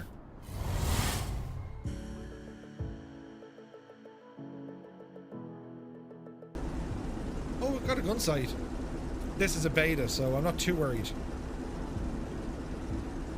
It looks great though, doesn't it? Listen to this.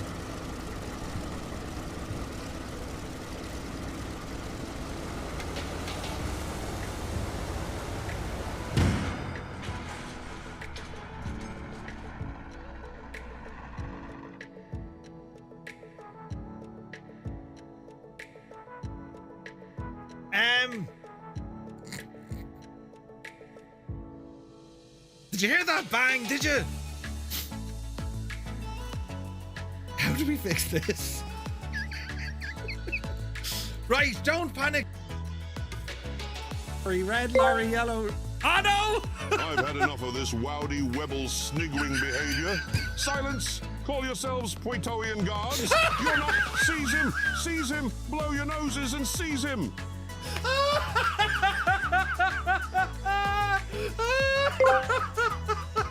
What did Spartacus say when a lion scoffed his wife? Nothing. He was Goldie Ada.